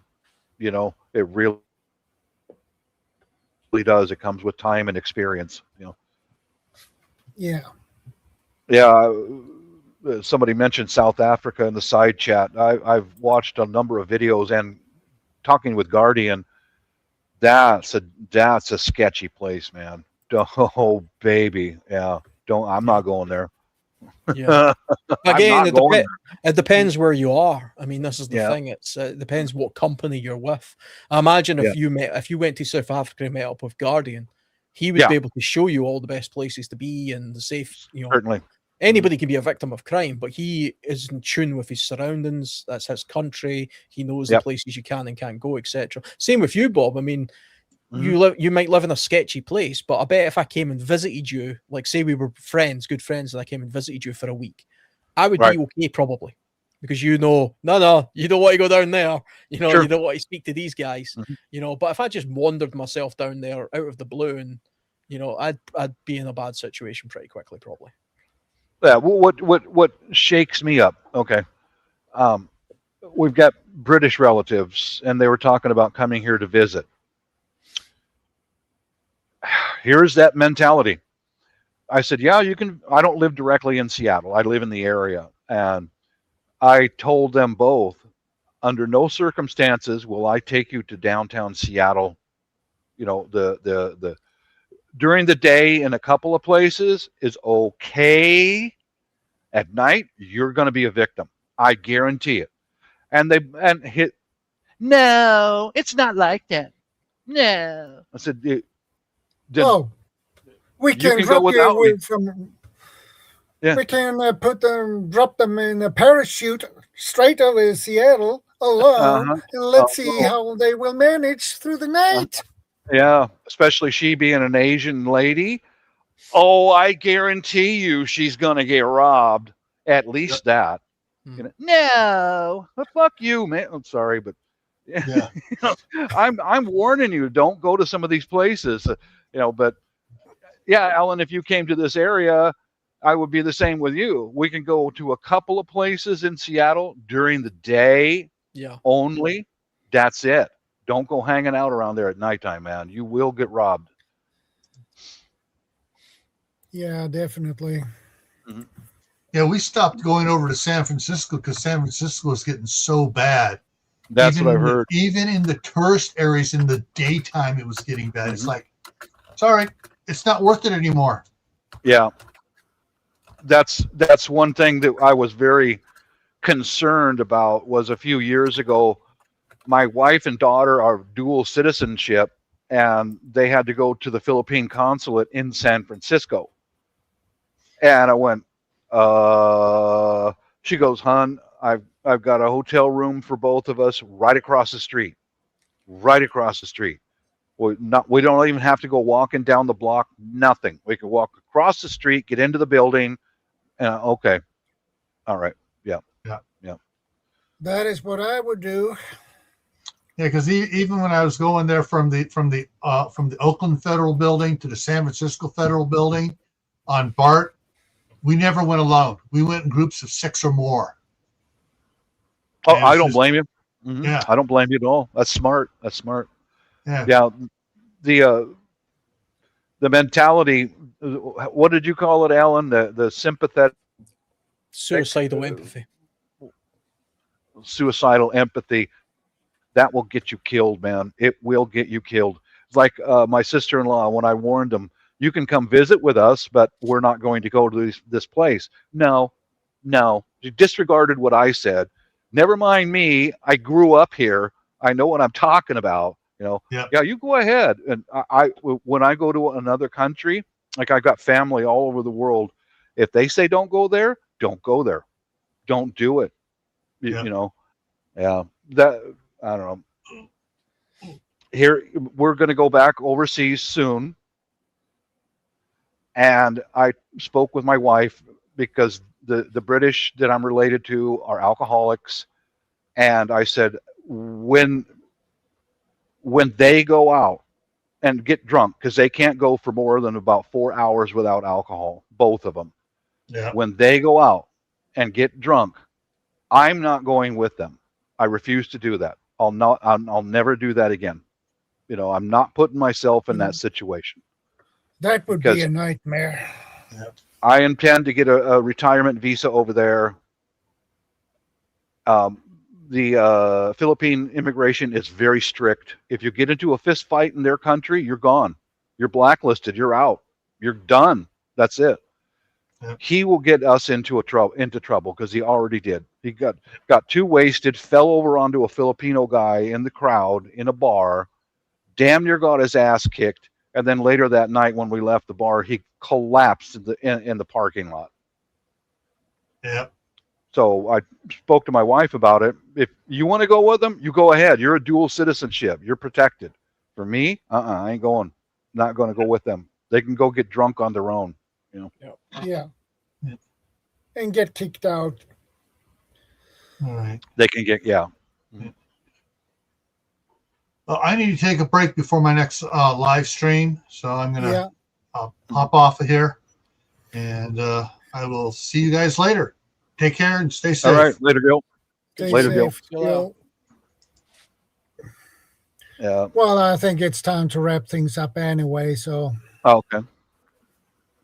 we are around for 4 hours and 6 minutes, almost 7 minutes. So it's time. Yeah, thanks for having me on. It was good speaking to all you guys, getting good subject as well. So that was great. Yeah. Oh, it's always a pleasure to have you guys on. All right. You going to end the stream, Shadow? Yeah, I'm going to do that. Okay, guys, take care, stay safe, and thanks for stopping by. I appreciate it. And I will see Later. you next week, same time, same channel. God bless. Mhm. And be part of the solution, not the problem.